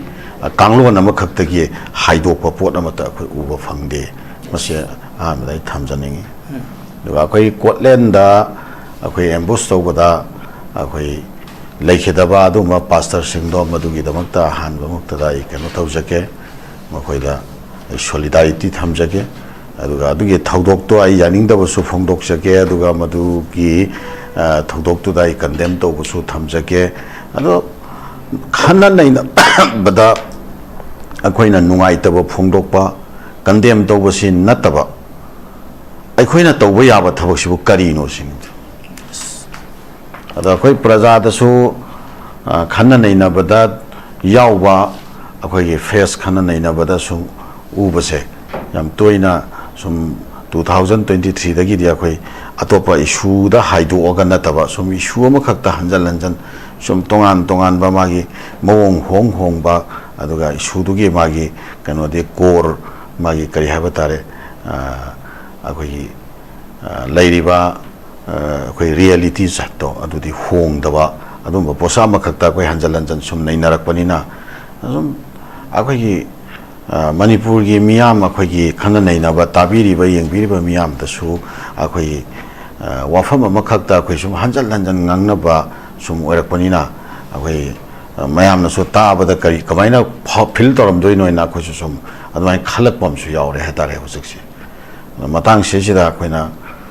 khitang mayam da haijaningbadi akhoi khana neinabada yauraga khana neinabada wa khara phongdokpusi nataba akhoi na tawba yagadaba thawksi karino sinina thoiba thawdoksi arm conflict neba torisi ko nomoi paiba kangbu singi marta tholkpa crisis ni de ani subada akhoi authority oina government of India haibam sauthok sauna leiriyaba ko adi makhada state government haibam sauthok sauna leiriyaba sigi maraksida akhoi na tawgadabasi yaningde haina akhoi protest tawba adagi maduda leiriba magi kanosing se karino madugi manu nungi oiba masaksing aduga thoiba reality sing se karino masida koina kamaina yengminaba yabage kamaina khangminaba yabage aduga akhoi government kari haibi yabage aduga akhoi tungi future gi damta akhoi kamaina pheb lominaba yabage masigum baga mari leina bo afamda akhoi khana naina bani mot phongdok na bane bako ana handaki kotlen gi thodok kotlen amasung kojimani gi marakta akhoi haukiba tang tarawm dagi ayuki pung tara makhai muk tarakpa adwaida akhoi embosa muk tawba adagi numidang waramda akhoi gi jawjang tek haiba area da amuka amuk embosa mamuk laikhiba marak sida both side kuki gi maikai dagi su hostage phajan ba nagagi maikai dagi su hostage phajan ba duga hostage singadu exchange tawnabagi pot housing khara tawnakhiba no makha tarakpada hostage exchange tawnabal wat horiba akhoi mioi punna kya hetare 20 muk hetare ne ko kukida kuki gi hostage taramari aduga naga gi hostage taruk amaga punna all together 20 muk si hausi hostage oina lairi abako bot side ta sigi tangkak sida leiba adumba keno makhangi sida akhoi thamjanningbadi mangangcha ko akhoi ngasi uriba akhoi ngasi thengnariba akhoi ngasi phangiba waba pain mema nuaitaba mem masigi laiba mem se masi systematic oina akhoi bharat ki adugumba lusingba singna masi sanarakpa lilani habsa koi loina khangminaraba ngaktani madugi manungchanna akhoi haujiki kojim amasung kotlen gi marak sesha thokriba embusse madugi manungchana thokhibaneba adoi taragadi makhoina kayamuk yamna haisingna masigi mihatsi tawbage habakan masigi embusse tawbage hakanda embusse tawriba mafamse kuki gi area kuki na do kuki gi village leiba area ne abako ado poti akhoi gi mayamna ahanbada urisi nagana tawba tawna amuka uyiyabako nagana kuki da toromgada tawna uyiyaba maram kuki siri minako aduga amuka incident thoiba jaga sena kuki gi jaga ta mu oin leramyabo aduga amuka makhata na yengba matamda haujiki hariba miyoi singdo madu kuki oijaragasu akhoi thadawni haina adumaina akhoi kuki dagi kitang kano torokba kuki gi identity to dagi makhoi gi oiba thadawgi oiba identity amata akhoi hingani aduga akhoi leminariba manipur gi silnau phurup mayam sega akhoi khana chaina ba lan tawba khotpa adugi wakhalon du thaduaga akhoi shanti oina hingminana bagi lambi amada chatkani haiba adugi mindset ta lakpa aduma kanglup gi mioi oina kuki ojaraga soduma mioi oiram mebako sigi pose amu oiramba sidagidi amuka anuba akhoi mayam dagi speculation amam ko thoreba masi kamai tori no haiba speculation am thoreba sigi sejira kuki na abakhoi gi leiriba identity si manghan na makhoi gi identity manghan ga dore natraga makhoi gi plan makhoi gi kano se masi akhoi gi mapung phal loi dore mayam mangda akhoi gi kuki gi manadaba pot amakhak tahalak ka dore na khanbadagi maduda akhoi gi mapung oina mang tharaga chen jogi mamioi singdugi mathakta khut tharakpa oiga tori bra haiba speculation ama khoi miyam da thore nakalla moromda nagagi do insurgent singna natragana kana gomba element singna village volunteer boyro kana bu ko kana boyro makhoina mihat se masigi akhoi langla langjin se karino haiba se khangak pang namdana bo mongda kuki gi area da pochemu tawruri bra haibo hangam ko thole ahum subo hang da mu kari lage da aduda chatliba makhoi gari si khara yami hairi chumra lamra gari tare nipan gumba subra punna ujiki chatluraga hal yari si adugi kaigomba nagana to woi taragati akhoi ethnic line da nagana kuki ne na to bone na khala seba adu taragati laiba gari me am to pulap attack toram yai haibadu ne do hojiki pastor tongba gari du khakta da akhan na kari ki tek to godori bono haibo wang am ka laeba to matang sei sida lairiba akhoi kuki gi mayamna kharat singnaba lupsing dagi su moina taude na sengtore naga gi lupsing dagi su moina taude na sengtore aduga somna kanda lairiba akhoi gi maitai gi akhoi gi eti da kari da ma da akhoi gi allegation natraga speculation khara lairu du su makhoi madugum bad development laite na sengtore si tangkak sida aduti embassy kana na to godori mo sukshaw khraba ambush ama toroga mi aduga mi halaba asi phawbagi tangkaksi yauna khut thari base masi it's not a job si phagi di na teba ko kanan tawthori bano bo aga khoina selection lakningi ba question di mangsa manipur si akhoi india gi security na coverage tawdrabara adugumba khulai paiba adugumba kanglup ki oiba line da hanagadabani sunagadabani haibagi wakhalon da thabak tawriba sigumba singchigi free natragana liberated zone oina masi india government na karimta security gi oiba coverage mafam sida karimta tawdraba adumaina free and liberated zone oina thadok kiba area oirap chalaba the government of India na masi akoi magi intelligence na sugumba ma tawgadore haibana chingba prior oiba mangonda intelligence ki keno leitaba jala aduga madu thokraba matungda adumba culprit singado adum mara leiba myoi singado madu fana na bagi dangta akhanaba operation yamna specific oiba yamna comprehensive oiba yamna drastic oiba adumba operation kari chathadri bano masi akhoi civilian singi punsi amsung lanthum ngak sian bai base state ki keno neba duty neba ko da akhoi gi civilian do akhoi gi miam sida sumaina torakanda adugumba magi constitution gi adugumba magi duty ma adumba pangthokadoriba law enforcing agency singchina security agency singchina makhut fullaga kaim tawdana lairi se masi kari keno sinida ala sigi potche MANGANGCHA koinang urei bisi ngasina ahan manatebo 2023 dagi May gi tang ahum da akhoi crisis thokpa horakpa matam je Churachandpur da masidagi issue akhoi chapchana khudakta Manipur da lairiba security singchina chapchana mafam chre sensitive poina thabak se paikhalama taragadi adum crisis adu Manipur gi masa punamakta sandokse sandom ga traba masi santo tauhidrabane ba maduga crisis se thoni grabane ba alrega amuka makha tarakoda buffer zone haina thamaga nakal ani makshi changna thongna ba yahandaba changna thongna ba yahandaba situation do thamakanda buffer zone che hojik kangbai daga leiriba buffer zone ji India Pakistan gi akhoi gi border leiri tri hena bo keno oine sathi ne hena tight oine akhoi gate tara gate mapan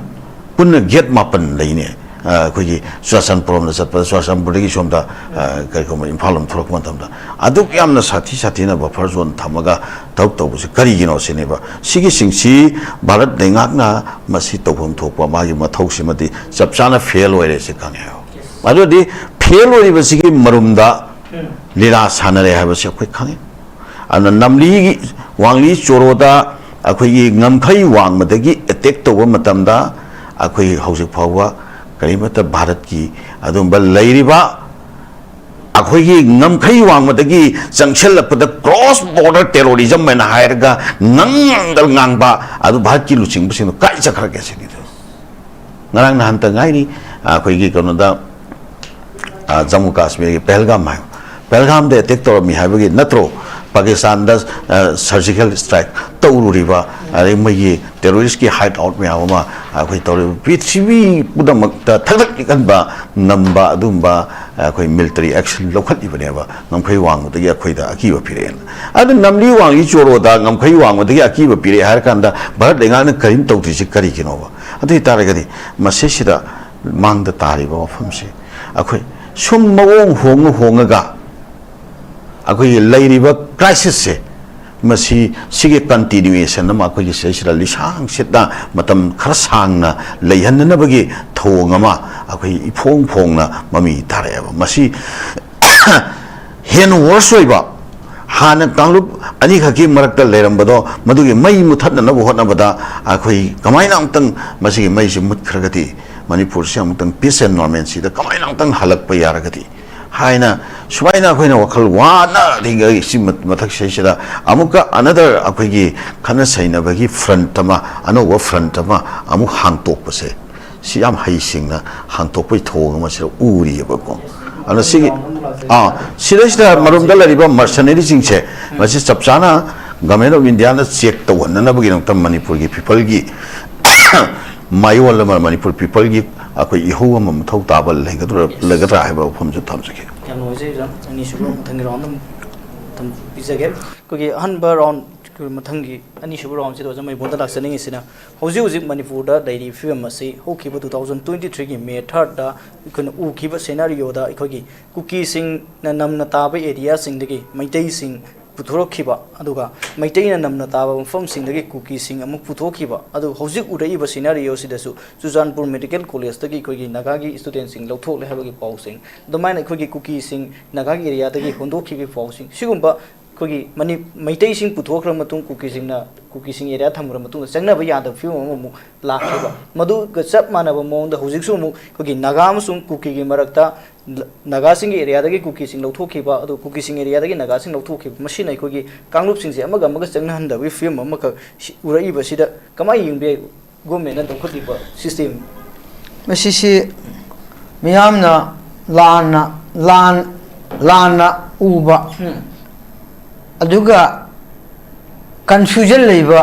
decision अमखक्तगी तौबनेना ए हान थमजिगे मरमदि अखोई याम अस्कुम लूरबा सही अहुम चंगसिलरबा मसिदा Iran लेबसिदा मणिपुर प्रजा मियामदा अइना ngasi point अहुम खक ए थमजिगेबा आतोपा हुजिगे हायलक्तनिदा मणिपुर सिदा कईगी दमक्ता अखोइना मसिकी लान मनुंग असिदा कईगी दमक्ता मियामना डिस्कशन तौबदा याम तोइन ngang ngangasu अचुम बदि नतबा मदु कंफ्यूज लाइगा ngang bangakta कईगी ngangi मणिपुर हाइवा स्टेट असिदा अखोई इंडिजिनस ओइबा मणिपुर स्टेट आइन लेबा प्री इंडिपेंडेंट ब्रिटिश नसु लाक्रिंगी ममांगदा अखोई लेरंबा जाति मरता अतोप्पा चंगरप्पा जाति से कनानो मणिपुर प्रजा मियाम कंफ्यूज तौरे कनम्बा जाति दे चंखिगेबा मणिपुर हाइवा स्टेट असिदा अखोई मितो ब्रिटिश न लाक्रिंगी ममांगदा अदुगा मम अदुम तुंगदा लाक मचदा करंबा जाति ना तुंगांबरमदगी लाखिबा जाति से करिनोबा मसे कोई खंगदन ngang लेरेबा अहांबा मणिपुर लाखिबा जाति से कुकी नेबा कोंगसाइ जो है कुकी नेबा कुकी हाइबसी का कइनो कनानो अखोई कुकी गा थादो सिदा नो सुकनि मणिपुर लेरिबो गवर्नमेंट ओइसनो सिविल ऑर्गेनाइजेशन सिंग ओइसनो पैनलिस्ट म्याम ओइसनो सिविल ऑर्गेनाइजेशन सिंगनो काइदो कंफ्यूज तलिनोबा मसिदने मसि कंफ्यूज तलि फाउ मणिपुर ससु मसि लेरिबा प्रॉब्लम सॉल्व तब ngमोबा कनाबुनो सॉल्व तौदुसे मणिपुर मी असुप इरांग थोलि कनानोबा कुकी न नत्रबा कुकी से कनानो कुकी है कनानोबा हंगसेबा कुकी है जाति से कनानोबा काय लेगेबा मी हाली से कनानो दुई कुकी से लेते हारगदी ha thadau cookie ne ti har ga di example hali bi cookie mamin khak le ba mi juna mi hak ngam ro ba mi le ba mi ne mi hak ni mi le ba mi juna irang thon bane ba mamin khak le du ya di le te ba asil confused le ba asile noina sina ha asida ka bi se cookie na thadau ka apni thadau gi mi bu cookie na ka apni asi kana na ba mitai ka ba hat ba sa manai ne ha he sidim mitai na ka khi bani ha sina mitai ni ajum mitai da ka pani ha bu ko sa manai ba adu ma confusion stage ta le ba state amada to wi ba si ka sa manai ba irang tho isi matik sai ba irang tho matik sai lo ra control to matik sai misam si matik sai ba kai gino ba kana tholi kai sali nomenclature ki nomenclature lo akhoi adjustment to ya roi cookie ga thadau si nomenclature wa ne ba mi ja mat ne ba masi lo mo confusion sari kai no ba akhoi ai hainin da wa ma hai ga ba matam amada Swachampur sida akhoi rongmai gi khun purap tar mani madu cookie na tan tho ga halaga akhoi myam la tan tho pne ba adu kam no thadau ne ba do thadau jati ne ba thadau jati da haukip che thadau ni adu ma sing ma ha ba adu ina lokhoi ne panglam ma digi confused to bodi ga hai ni ko hai do wa ne ba I nuai te ba sing ma hai bi che adu manipur le ba parja ko confusion sab ke gi no ba do si madumai na confused to la gi judgment to do mi singa aduga achum purok na lauri ba sing sina confused to la gi kamai manipur da pore ma kamai sok to ngung gi ge ba hoji mi pha ba ngum di su chum me ba pha di su chum me ba ma kana won pha du je ha kana won pha du je ba cookie pha ga thadau pha cookie ne kana pha du no ba Meitai pha ga ai di mitai ni hare mitai pha ai di meitai ni hare kabui pha ga rong mai ni hare adu ka pha du no ba asi ko ba confusion le ba state amada public sing ngang bi di ngang ning di ngasin ki to ba solution po na ba adom chang che ba mi ha ba ka identify to si kana ni irang tholi khang che thadau su kai chakhe ge ba tiyo ba thadau phari cookie phari thadau phari ne ba masing ba theory am akoi ke ge no computer miyam mu panghali ke ge no ba miyam mu panghal laga lan cha thar ba nu tam da akoi mapu huram mapu pha mum da chap man re ba huram mi du pha mum da chap man re ba asigum ba ai hai si amage against na ti ko akoi solution ama purok se ge di misam paja hatlaga tawriba myam che cookie de su misam sibi aure naga su misam sibi aure meitai su misam sibi aure adu gadi masi problem solve tawna ba problem tamda haiba nomenclature da koi discussion tawninga da ka oi deba mi adu identify to thok se wani da government of India na hoji sanari ba point sida ai kum haije ge ba hoji meitai ga cookie da mak tawre tawra hoji ki moi po se meitai ga cookie market di moi ye na 80% success oire adu gadi cookie ga naga market muga tawna gadi 100% muga success oire mandi manipur se ahum thokna sananing bagi lalong amakak changsilakpadagi masi problem solve to bungam dabne se manipur parja miyam na kaw guno ba hoyi sasom ase hoyi lai ba problem ase solve to bungam dri se sob ahum thokna bagi lalong changsilakpa manba aduna ne ba ji solution po bungam dabse ama busu cookie busu khamdre naga bu khamdre meitai busu khamdre meitai busu mina halasu phabidre cookie na mi halasu phabidre naga na halasu phabidre khamdre lo su kai sakhe ba ador gadi hai ba mukoi gi target tu yo degree yo ba degree yo gadi ma asigumba policy phattaba policy laknabagidamokta simbadagi aikoida law and order se mafam rang khangda lehenbanebako latari hojik mai mi kun phari badu kunakta moi kai gidamokta phabang moi nagana phaji meju moi phabang ngoni kokina phabi ju phabang ngoni natabra mấy cái nó phá chú phá bao nhiêu mi hát bao nhiêu rồi cái gì nó đồ gì cái in phá mình đó nung mấy bài và cái đấy coi phong phá đấy mi hát bao xôm đó mi sang hồi cũng hồi sẽ khi bị xin cái phá đi nó vào hồi chú phong mà xin là ní hay mi ăn là gì xin oyang cái đó xin oyang cái đó mi hát thì xin oyang cái đó xin nó bắt đi mà sang ta bên ní mi ăn đi ở đâu government hay ba intelligent labor, army intelligent labor, state force intelligent labor, pura na di kay khangwai, khang do ini. Aduwa, madu do power order se kana do thok lagi ba. Honorable Home Minister thok ba, or security advisor thok ba. Aduwa, kanagi unified command pai ba, center ga, founder ba, security advisor na madu ki order kay phok ki pi dri no. Honorable Simpson unified command pai dre adu gani unified command pai baduna high was central force in control doga asing ba irang thom ya roi asi tawri puna mo che phajilu tawri kana no thido singna mi do phaga introduction to guda mane ba masi hali badu kolen to coaching gi mak ta hali badu mi ho ho ji pha de singna ho pha de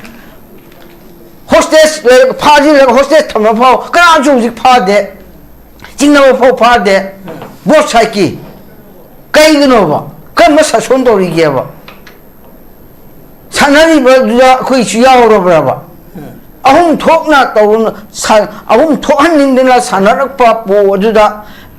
ai khoi miyam chu ya ro ba asigma tan ming asida aina khwai pen de badi hoji ai hai biduni nomenclature thado mo han hai thado ba cookie asi ga marta nomenclature na ai de thado ogidabni ai de id cookie ogidabni munnabam aduna maduda ai ne yausil laga tongsil ngang pham daka oide ba mo khoi punama cookie su thado su cookie khena bari amate ni thado nu mi hale cookie ni mi hale na zabra cookie na separate ni re thado separate ni re ni jabra hone mekalam ta thang na hone zik mo bu separate ni jabra ba ma yawm da yai ma gi thado ri yaw ri ba ai shena mo gi ge na ti ko ai khoi manipur da lei ba ma confusion lei re ba masi lei ra di kamai na mi control to du no ba ai gi jati ma ta kana na changsil laga asing ba lalong ma to ri ha se ai khoi pa na kham de ke gi no ba lalong ma changsil la kom dam da manipur kaning ma lauri ba pulmak china ai khoi da kai chang ke do kam ba kai kam ba lalong chang ke kam ma jati na kam lalong chang ke ba kai kham ri no ba kham na ju khang jin na da ba sa ga ngang ni pulmak to ma sing digi khang na sid lan si to ka no ba asing ma nga mo tam kho de problem solve to gud ni asing ba thabak pa kha gom tam da problem solve to gud ni asik punamak se hajin na ba yam ni kai problem solve to bo mo he se tham jige yam noi sei hujik le film si dai khoi asing ba yekna ba kana no kari no khangmai matau duga irang tholi basi kana no kai no haibadu subsan ti dokoi matam du oi raibani ani subu round sigi ozaki randa laksani isine hujik se jamai bona su thamberi hujik irang tholi basi kana no manipur da mai sagal liba manipur tangdu leita handa fiu mo oi liba si kana no koi khangdok matam oi re aduga lawless oi ba state ama oina uhal liba haidi mi hat khiba mi fajin khiba matam da ain goi ba thabak sing yamna mangam sana chat bangam driba film sing asi karigumbe agenda aman lai da bara haibsi hujik kamai yengbe Oh, jamai bona budi am pajana hai jamai bona cookie thambiram na ya thamjirage naga su chamane naga haiba tam je cookie haiba tam je ga ani jina ne manipuri rang tholi de 2001 the June 19 uprising of June 19 kai de thoino NSN I am given work agreement that without territorial limit moi ge naga gi lam tan wa hobudo modri matau tam mani cookie na I wakhan de ko aduna cookie haiba tam do ga naga haiba tam do ga pot che ani loi kau thokba uji o jamai bona hai mana ko then adu di NSN IM gi pot M gi pot adagi cookie gi khulai pa be pot hai pot ju lai moy masidi early 19 century da British na categorizes na mag thammakanda for administrative use hai tare the term naga and koki shinnarakanda karigino hai kanda masigi ji hill gi tribe area sing sigi masigi administrative and census purpose ki shinna with the shinaramba pot amakak ne koina smai thengnei bako si thengnaba matam da koina tasengna hujik koina thadona adagi paite na adagi hujik man jo kanona hujik koi koki na tian tholai pot se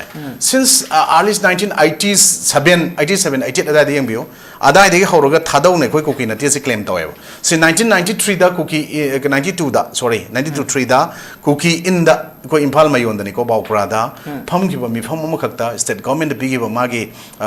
letter am reference sam da paite might adagi simte nungte gangte lon mak yawi ko sigi mayam thadau dong lo yaw kan thadau na masi koki na tian tor ko pot da gi madigi yena ba chobo me any koki tribe lo thok da bani masina administrative kaino da yamna kai ba lakani haiba se matam drugi thadau na koi thadau le jage na claim to bu se thadau gi marakta ngasai gi haukip ngasai example mi lo yaw da na te yarong gani sub tribe adu du mayam leiba marak sida madu khulai pai basti koi maitai haraga maitai plop khulai pai habi yaroi maitai khulai pai la lo mayam lai aragi maitai pangang gi leiri matam manipur yam kirma pop le mi pop ta gi di matam ki dum tholok pane basidi mamrandi kaino da ekhoi gi India da ekon 1949 da merge to ki potu gi poti yaning de ekhoi di tongana ning tam lewak amoina ning thok pan ba hain hum lewak to ojage haina mama lewak ki ne khoi di sira su yare thawai ko bak da habga ta seng chat pa mayam ma leite habdi yaroi leidi madu bu musum mayam sing sigi movement si masigi pot si government of India na matam sang na khang lak pani na ekhoi khudi mak se ngasidi NSN IM ne khoi mayam chai bi tongjaraga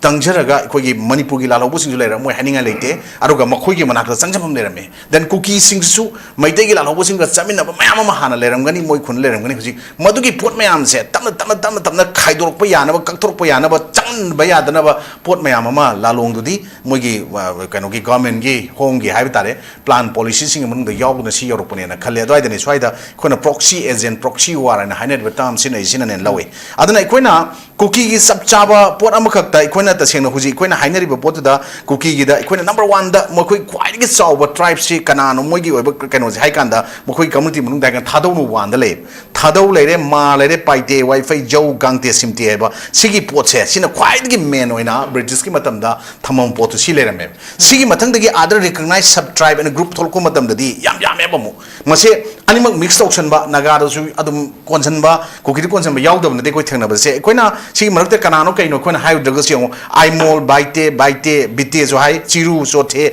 guite kom lamkang lusai or lusai adagi kaino maring mate monsang moyon purum raite sukte analsi koi sigi kaino manung dum yawe additional recognized tribe ta amuk chongloi dongel hansing haukip khongsai kipgen tauthang haukip sigi potse si amuk ngasai cookie gi manung da magi additional recognized sub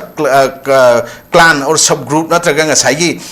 sub tribe ki potu da dum loinama group to yarga thamam me sigi pot thamai matakta ngasai gi samana na haib tare ekona sum kaino to matam da ekoi gi naga gi pota amuk yong rongmai tangkhul paumai mau maram jenmai lengmai ngasai tamelong gi jata jalengong leiba pot tamelong gi sai tama maring anal si dum yawri bako arag sigi anal je nakalen matum haijallaga somda kaino dum yawe na kaino dum thengna ba yawe koina ko aro other recognized tribe ta hujiki naga gi man dum include to ele mako ki natabani haibada sagi aimol chiru so the inpui kharam khoibu koirao ade koireng kom lamkang monsang moyon thangal tarau je sigi tongan leijaba macha ne hariga sudum include toroga lei haiba posi yaweba aduna ngasai gi umbrella se ngasai gi cookie haiba umbrella naga haiba umbrella se tuknar ko ne frak ta na ise sisi kai no da for a better political bargaining power am gaksin ba yana ba magi pandam yonu ona ko tupsal ko ne michang changa komjan rak ko da maram war kan da ngasai sub clan sub tribe me am je moi jaga da yo na ba chingchan yo san rak ko poto yo pyaroi harak ko ne group am sei koina ngasai gi ojagi to ina kakse bente ngasai gi thadong ne nai tholok do ma hokip urambe ai natraga ma ene paiti urambe wa oijon ai cookie na te ai thadong ne na tholok matam British thang poto ohen bi hai ne buji koina pami pona mase koi khang na ngang na te adu yam personal ba pot ngang na bagi pot wafum na te buji koina koi gi Michael lamjang se ma thadong ne tholoi se ma gi asem kano de hokip ni keno ꯑꯗꯨ ꯇꯣꯂꯛꯏꯗꯨ ꯃꯥ ꯍꯧꯖꯤꯛ ꯍꯧꯈꯤꯕꯅꯤ ꯅꯪ ꯊꯥꯗꯣꯛ ꯅꯠꯇꯦ ꯍꯥꯏꯔꯨ ꯌꯥꯏ ꯑꯗꯨꯅ ꯍꯥꯏꯕꯁꯦ ꯍꯧꯈꯤꯕ ꯑꯗꯨꯅꯦ ꯅꯠꯇꯦ ꯑꯣꯖꯥ ꯑꯩꯅ ꯍꯥꯏꯖꯩꯁꯦ ꯊꯥꯗꯣꯛ ꯌꯥꯎꯗꯦ ꯍꯥꯏꯕ ꯌꯥꯗꯦꯕ ꯍꯧꯈꯤꯕ ꯌꯥꯎꯕꯅꯤꯅ ꯊꯥꯗꯣꯛ ꯌꯥꯎꯗꯦ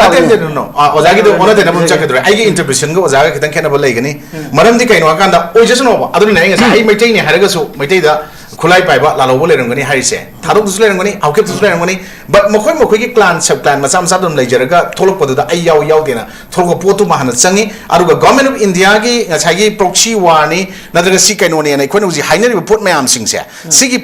ꯄꯣꯠꯇꯨ ꯃꯌꯥꯝ ꯍꯥꯏꯅꯔꯤꯕ ꯄꯣꯠꯁꯦ ꯅꯨꯡꯁꯤꯠꯁꯤ ꯎꯅꯥ ꯌꯥꯄꯣꯟꯇꯦꯕ ꯑꯗꯨꯅ ꯉꯁꯥꯏꯒꯤ ꯑꯣꯖꯥ ꯉꯁꯥꯏꯒꯤ ꯑꯩꯈꯣꯏꯅ ꯂꯩꯕꯤꯔꯤꯕ ꯄꯣꯠ ꯃꯌꯥꯝ ꯅꯥꯒꯥꯅ ꯂꯩꯔꯤꯕ ꯄꯣꯠ ꯃꯌꯥꯝꯁꯦ ꯑꯣꯖꯥ ꯀꯅꯥ ꯌꯥꯎꯏ ꯑꯝꯇ ꯍꯥꯏꯕꯤꯌꯣ ꯅꯥꯒꯥꯗ ꯈꯨꯠꯂꯥꯏ ꯄꯥꯏꯗꯕ꯭ꯔꯥꯕ ꯑꯗꯨꯗꯤ ꯃꯌꯥꯝꯗꯣ ꯂꯣꯏ ꯄꯥꯏꯕ ꯌꯥꯎꯔꯦꯕ ꯑꯦꯟꯑꯦꯁꯑꯦꯟ ꯌꯥꯎꯗꯕ꯭ꯔꯥꯕ ꯇꯥꯡꯈꯨꯜ ꯃꯔꯛꯇꯁꯨ ꯌꯥꯎꯔꯝꯒꯅꯤ ꯁꯤꯔꯨ ꯌꯥꯎꯔꯝꯒꯅꯤ ꯑꯥꯏꯃꯣꯜ ꯑꯦꯅꯤ ꯄꯣꯠ ꯅꯥꯒꯥꯒꯤꯗ ꯆꯤꯡꯉꯤꯕ ꯄꯣꯠ ꯉꯁꯥꯏ ꯑꯩꯈꯣꯏꯅ ꯍꯥꯏꯖꯈ꯭ꯔꯤꯕ ꯇꯥꯡꯈꯨꯜ ꯄꯥꯎꯃꯩ ꯃꯥꯎ ꯃꯔꯥꯝ ꯖꯦꯃꯩ ꯂꯦꯡꯃꯩ ꯔꯣꯡꯃꯩ ꯃꯔꯤꯡ ꯂꯩꯕ ꯃꯌꯥꯝꯁꯤꯁꯨ ꯑꯦꯟꯑꯦꯁꯑꯦꯟ ꯌꯥꯎꯕ ꯗꯃꯥꯟ ꯌꯥꯎꯔꯝꯒꯅꯤ ꯑꯗꯨꯗꯤ ꯂꯣꯏꯅꯃꯛꯇꯨ ꯑꯦꯟꯑꯦꯁꯑꯦꯟꯅ ꯀꯥꯎꯟ ꯇꯧꯕ ꯈꯨꯠꯂꯥꯏ ꯄꯥꯏꯕꯅꯦꯗꯤ ꯌꯥꯔꯣꯏ ꯑꯩꯅ ꯍꯥꯏꯖꯅꯤꯡꯉꯤꯅ ꯀꯨꯀꯤꯗꯁꯨ ꯑꯗꯨꯒ ꯆꯞ ꯃꯥꯟꯅꯩꯕ ꯑꯗꯨꯒꯤ ꯄꯣꯠꯇꯨꯗꯤ ꯑꯩꯈꯣꯏꯅ ꯀꯨꯀꯤꯒꯤ ꯅꯥꯒꯥꯒꯤꯅ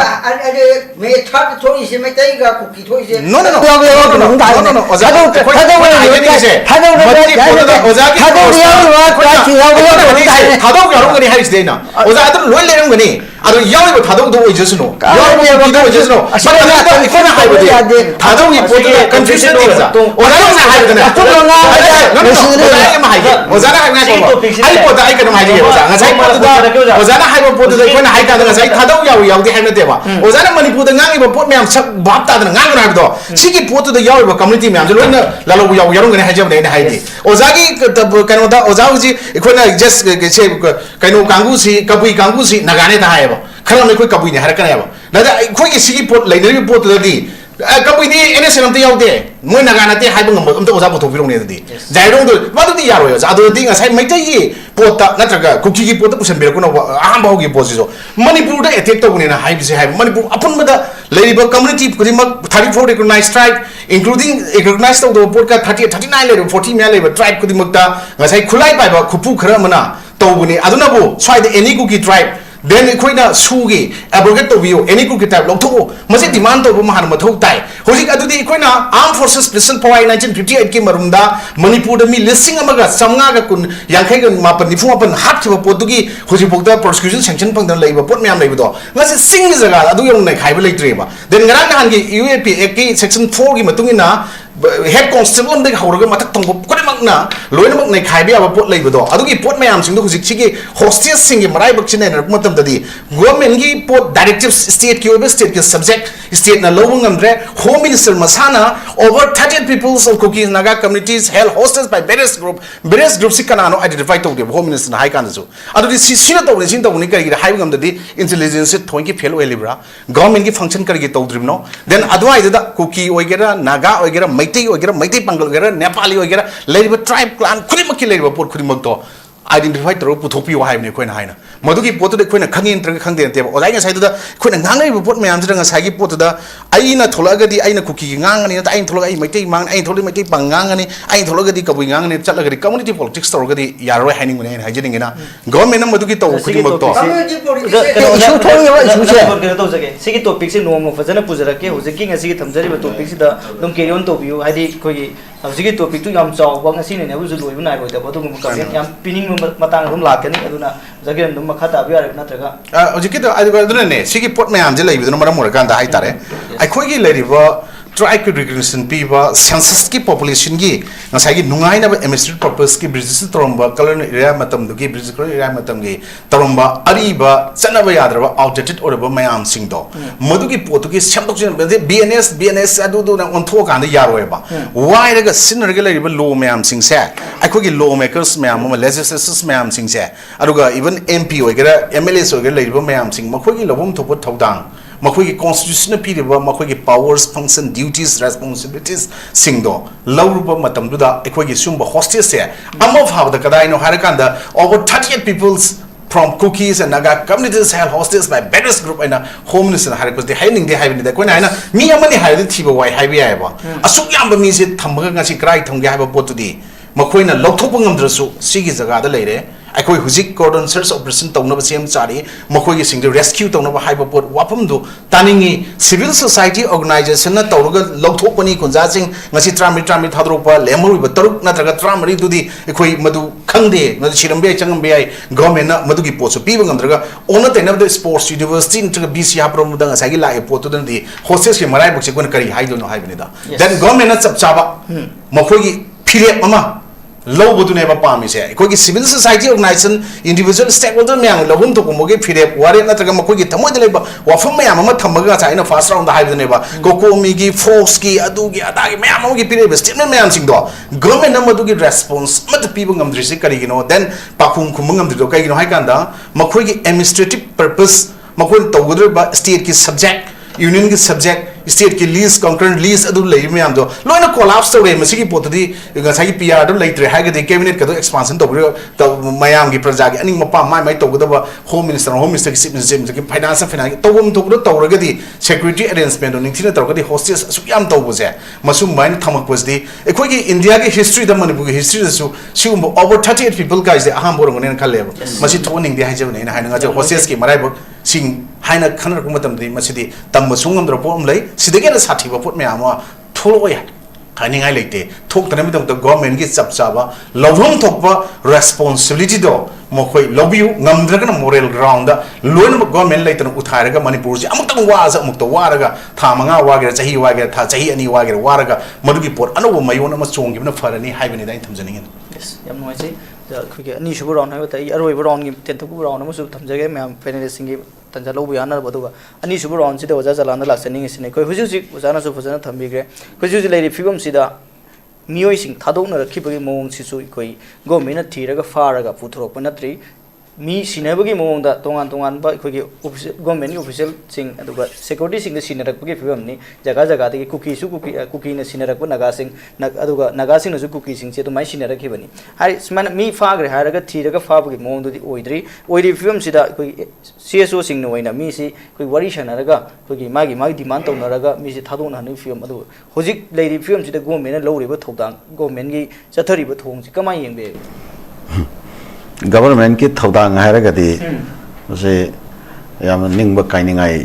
नि हायबा तारे यस नुमा निंगबा काइनिंगाय नि हायबसे खरा संतोकना एक्सप्लेनेशन पीसे हायरगना को कोई याम सेंगना मतम हौखेबा मतम मैम खा खोइ ngangnaraga lakhe masu puppet regime ni koi se laiba government sengna harakanda center gi ko puppet regime ni aisani aduga nakal lamrom da yam sengna haise haragati akhoi center da paliba government se si moi akhoi politically moi gi party du makti pallaga de akhoi haining damni haibadi sengna ro su center da paliba BJP government se sina अखोई mainland India दा मखोइना मरुओइना सानबा लीला से हिंदू मुस्लिम की लीला सानरगा power से मै retain तौरगा थमना बे politics तवेबो अखोई north east home द लागतारगना अखोई एथनिक कम्युनिटीज में आमसिदा अखोई लीला सानयेबको अखोई सोम नाकंदा म्यांमार से सिदा मखोई की जियो पॉलिटिक्स की लीला लई से तुम इखं खंगनाबो पोनी इंडिया की एक्सटर्नल अखोई केनो में आमो लई से कारबार में आम लई लीला में आम लईबको सेसिदा अखोई कालुपुमा कालुफुर पायरगा मोई खुलाई होइना सिनरगा मफम सेसिदा अखोई मोई वर्क तौननबो पॉलिसी प्रोग्राम लई तौरी से अदुम खंगनै दनको अन स्वाइदा कांगलुप फुरुप तुसु अखोई तोंगान तोंगान बा कांगलुप मैमम खक्का अखोई वायलेंस एंगेज तौदन लान से सुम एंगेज तौरगा लैतारगदी जागा मेना मोई कनो से ममाई से चुमबदा खरा लाइगदबा म्यांमार रोमदा मोई ममाई चुमबसे खरा लाइगदबा अदुगी पॉलिसी सु लैब्रा तो सोमना कंदा मणिपुर से यूनाइट होइना लैबा तारगदी अखोई इंडिया की कनोदा अखोई अचौबा चैलेंज अमा अचौबा अखोई थ्रेट अमा ओइगनी अचौबा अमरमदि अखोई 1949 की मर्जर एग्रीमेंट से सिगी मतंगदा अखोई मियाम के वहंग सु लैबनिना मियाम के अचौबा मूवमेंट लैबनिना को मदुगी ओतो अखोई मणिपुर से इंटाइटी अहुम थोकनगा थुगाइरा थमगदी अदुगी कनोदो अप्रेहेंशन दो इंडिया दा लैबा अप्रेहेंशन दो मदु लैरोइद्रा हाइना अदुमाय खनबा मदुगी पॉलिसी तुना मरम मणिपुर से वीकन तौननबगी मणिपुर से डिसइंटीग्रेट तौननबगी अखोई पॉलिसी मखा अखोई से फोंना सानबा अदुम मानबा अदुम लीला सानरिबा कालुप सिंह से मसीना को ꯑꯩꯈꯣꯏꯒꯤ ꯁꯤꯗꯩꯁꯤꯗ ꯀꯔꯤꯅꯣ ꯑꯩꯈꯣꯏ ꯁꯤꯗꯩꯁꯤꯗ ꯁꯥꯟꯅꯔꯤꯕ ꯂꯤꯂꯥꯁꯦ ꯍꯥꯏꯕꯗꯨꯅꯤꯗꯀꯣ ꯑꯗꯨꯅ ꯁꯤꯒꯤ ꯂꯤꯂꯥꯁꯤꯒꯤ ꯃꯔꯛꯁꯤꯗꯩꯁꯤꯗ ꯑꯩꯈꯣꯏ ꯃꯅꯤꯄꯨꯔꯗ ꯂꯩꯃꯤꯟꯅꯔꯤꯕ ꯆꯨꯝꯅꯒꯤ ꯇꯦꯔꯤꯇꯣꯔꯤꯌꯦꯜ ꯏꯟꯇꯤꯒ꯭ꯔꯤꯇꯤ ꯈꯛꯀꯤ ꯋꯥꯐꯝ ꯅꯠꯇꯕ ꯑꯩꯈꯣꯏ ꯁꯤꯗꯩꯁꯤꯗ ꯂꯩꯃꯤꯟꯅꯔꯤꯕ ꯑꯩꯈꯣꯏꯒꯤ ꯀꯝꯄꯦꯜ ꯁꯤꯆꯨꯋꯦꯁꯟ ꯑꯃꯒꯤ ꯃꯈꯥꯗ ꯑꯩꯈꯣꯏ ꯂꯩꯃꯤꯟꯅꯒꯗꯧꯔꯤꯕ ꯂꯩꯃꯤꯟꯅꯗꯕ ꯌꯥꯗꯕ ꯀꯥꯡꯕꯨꯁꯤꯡꯁꯦ ꯃꯁꯤ ꯍꯤꯡꯃꯤꯟꯅꯕ ꯌꯥꯅꯅꯕꯒꯤ ꯀꯣ ꯑꯦꯛꯖꯤꯁꯇꯦꯟꯁꯀꯤ ꯑꯣꯏꯕ ꯄ꯭ꯔꯤꯟꯁꯤꯄꯜ ꯈꯔꯗꯤ ꯑꯦꯠꯂꯤꯁ ꯃꯤꯅꯤꯃꯝ ꯄ꯭ꯔꯤꯟꯁꯤꯄꯜ ꯈꯔꯗꯤ ꯑꯩꯈꯣꯏ ꯂꯩꯐꯝ ꯊꯣꯛꯇ꯭ꯔꯕ ꯃꯗꯨꯐꯥꯎ ꯃꯥꯡꯉꯛꯑꯕꯅꯦꯕ ꯍꯧꯖꯤꯛꯁꯦ ꯍꯥꯏꯅꯕ ꯂꯩꯀꯣ ꯑꯩꯈꯣꯏꯒꯤ ꯃꯔꯨꯞ ꯃꯄꯥꯡꯗꯤ ꯀꯥꯏꯅꯈꯤꯕꯁꯨ ꯌꯥꯏꯀꯣ ꯑꯗꯨ ꯑꯩꯈꯣꯏꯒꯤ ꯊꯪꯅꯕ ꯌꯨꯝꯂꯣꯟ ꯀꯩꯔꯣꯟꯅꯕꯁꯤꯗꯤ ꯀꯥꯏꯅꯕ ꯌꯥꯔꯣꯏꯅ ꯑꯗꯨꯅ ꯑꯩꯈꯣꯏ ꯂꯩꯃꯤꯟꯅꯔꯤꯕ ꯑꯩꯈꯣꯏ ꯌꯨꯝꯂꯣꯟ ꯀꯩꯔꯣꯟꯅꯔꯤꯕ ꯑꯩꯈꯣꯏꯒꯤ ꯑꯦꯔꯤꯌꯥ ꯑꯃꯗ ꯑꯩꯈꯣই ꯖꯣꯒ꯭ꯔꯥꯐꯤꯀꯦꯜ ꯑꯦꯔꯤꯌꯥ ꯑꯃꯗ ꯑꯩꯈꯣꯏ ꯄꯨꯟꯃꯤꯟꯅꯔꯤꯕ ꯂꯩꯃꯤꯟꯅꯔꯤꯕ ꯁꯤꯒꯤꯁꯤꯡꯁꯦ ꯑꯩꯈꯣꯏ ꯀꯥꯏꯅꯕ ꯌꯥꯔꯣꯏꯕ ꯑꯗꯨꯅ ꯁꯤꯒꯤ ꯀꯥꯏꯅꯕ ꯌꯥꯔꯣꯏꯗꯕ ꯃꯤꯁꯤꯡꯁꯤꯒꯤ ꯑꯩꯈꯣꯏ ꯄꯤꯁ ꯑꯣꯏꯅ ꯍꯤꯡꯃꯤꯟꯅꯕꯒꯤ ꯍꯥꯔꯃꯣꯅꯤꯌꯁꯂꯤ ꯍꯤꯡꯃꯤꯟꯅꯕꯒꯤ ꯀꯥꯡꯂꯣꯟꯗꯣ ꯑꯦꯛꯖꯤꯁꯇꯦꯟꯁꯇꯣ ꯃꯁꯤ ꯐꯥꯎꯕ ꯑꯩꯈꯣꯏ ꯊꯨꯒꯥꯏꯕꯤꯔꯕꯅꯦꯕ ꯃꯁꯤ ꯊꯨꯅ ꯔꯦꯁꯇꯣꯔ ꯇꯧꯅꯅꯕꯒꯤꯗꯃꯛꯇ ꯚꯥꯔꯠ ꯂꯩꯉꯥꯛꯅ ꯌꯥꯝꯅ concrete oiba comprehensive oiba action plan ama paikatra kara lakpasu akoi tawbidaba adai state government sina full fledged oina phajana masana maromdom policy program phajana yacharaga akoi phajana tawbra so tawbidaba adai on taina bada state government se semba thahum rom phara phoba hojik phoba cabinet expansion tawdabida laiyabako ana cabinet chi nakal amorom dadi constitution gi expert sing ne na khangbi gani quorum phari bra phada bra gyalam tara sana tibako tawris ana asigi level sida leiba manipur government sidagi akhoi kari no ba khoi na sa taw to si maramdi mantri chauthok ya haiba phobo center da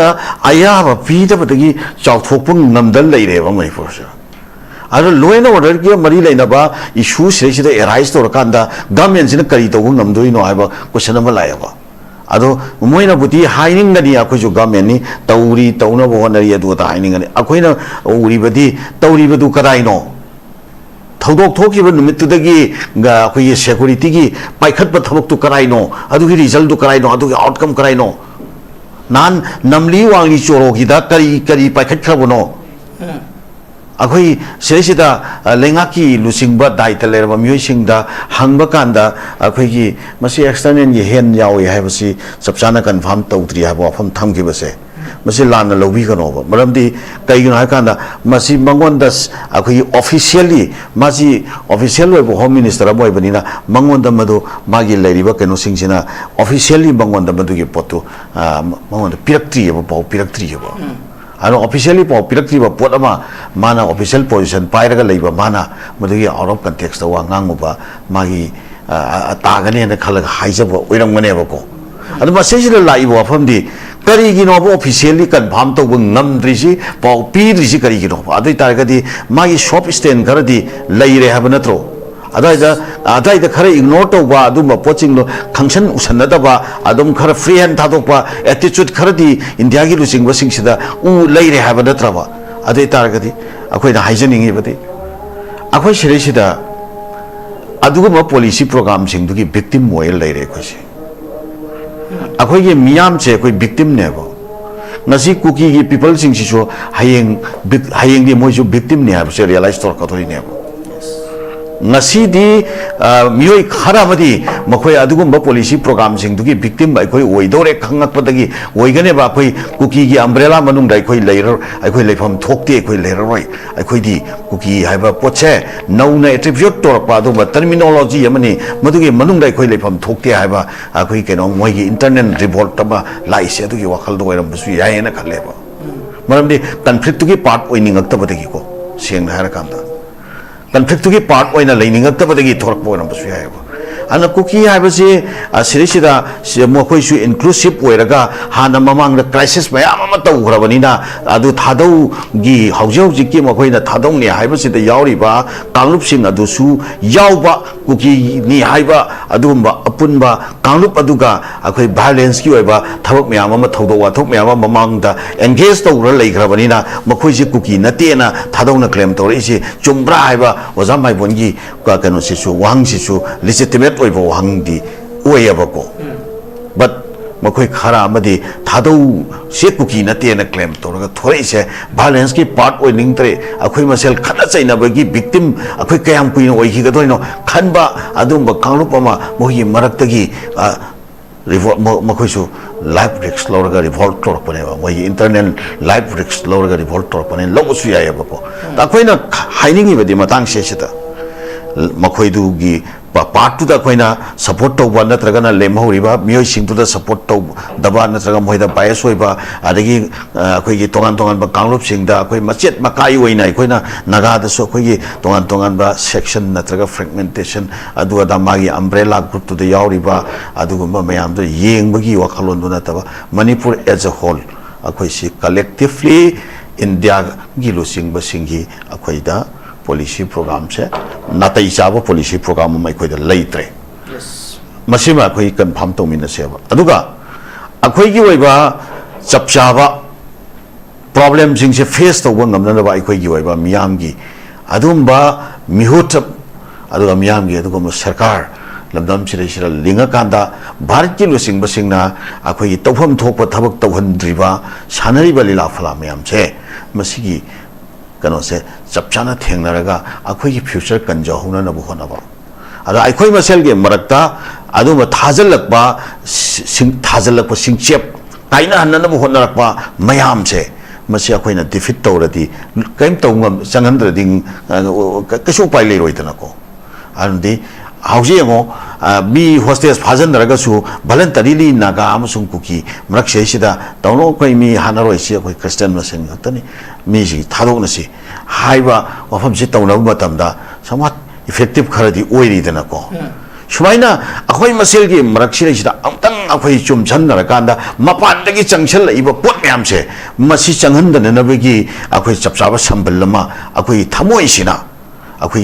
लमदमसिर लरिबा जाति 53 हाइतारेने 53 की थमोइसिना सुमाइना अखोइना अमतंग संबलम खारगा अखोइ वाटनेस ओइबगी वाखल नमदंग तासलगा अखोइ future सागतबगी अनोबो लंबी मा दरकार लेबसु मदुसु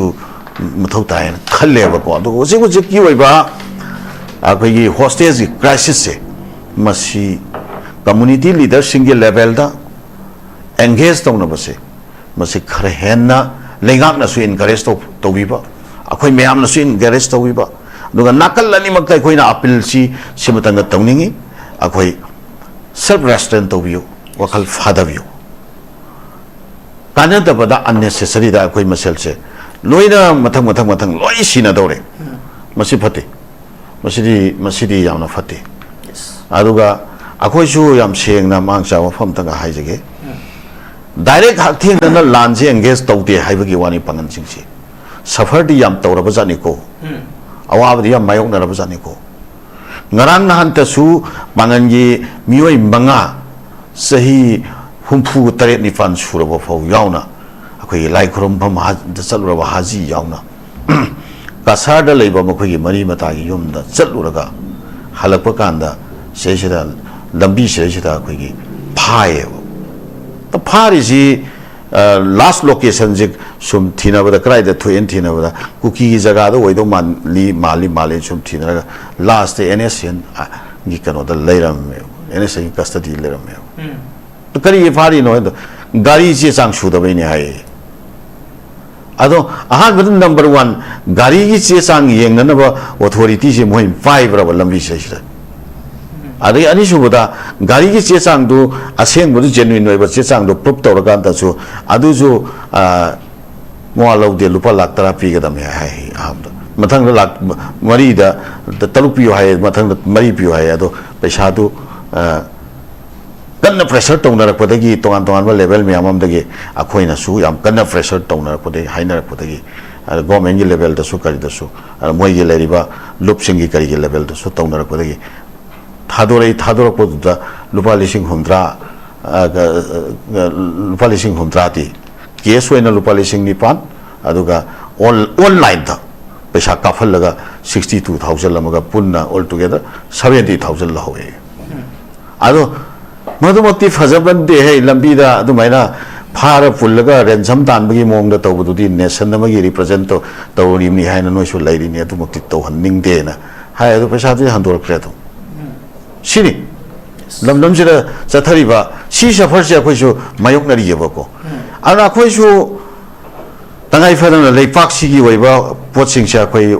yam phajana khoi observe tawjabani yarim kha khoi cementing community waina akhoi su yarim khoi peace environment sida halakna nabaga mari leina bada akhoi logo yaba thodang lorga lakjabani adu yengmada yamna ware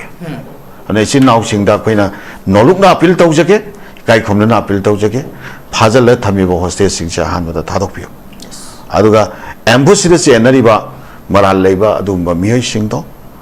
guts leina aikoina tawbane na thora aga responsibility claim tawraga thora udana adu thora tragadi moise terrorist natri bro moise terrorist natri braiba moi purpose amagi makada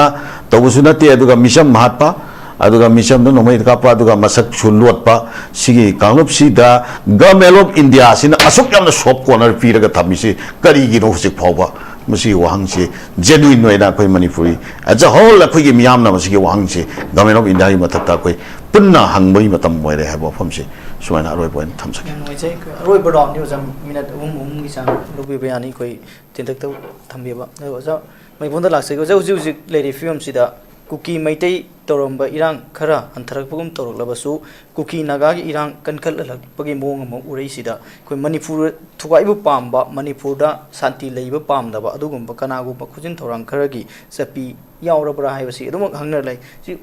uri film siga yengbada wahang siga mayamna hainari wahi siga oirei film siga kamai yengbe ya tentang dum thambi masi amdan masi de hoi manipur si hanan degi ing tam leba manipur si am pikna picture ka su sum mi su jati su yamna taba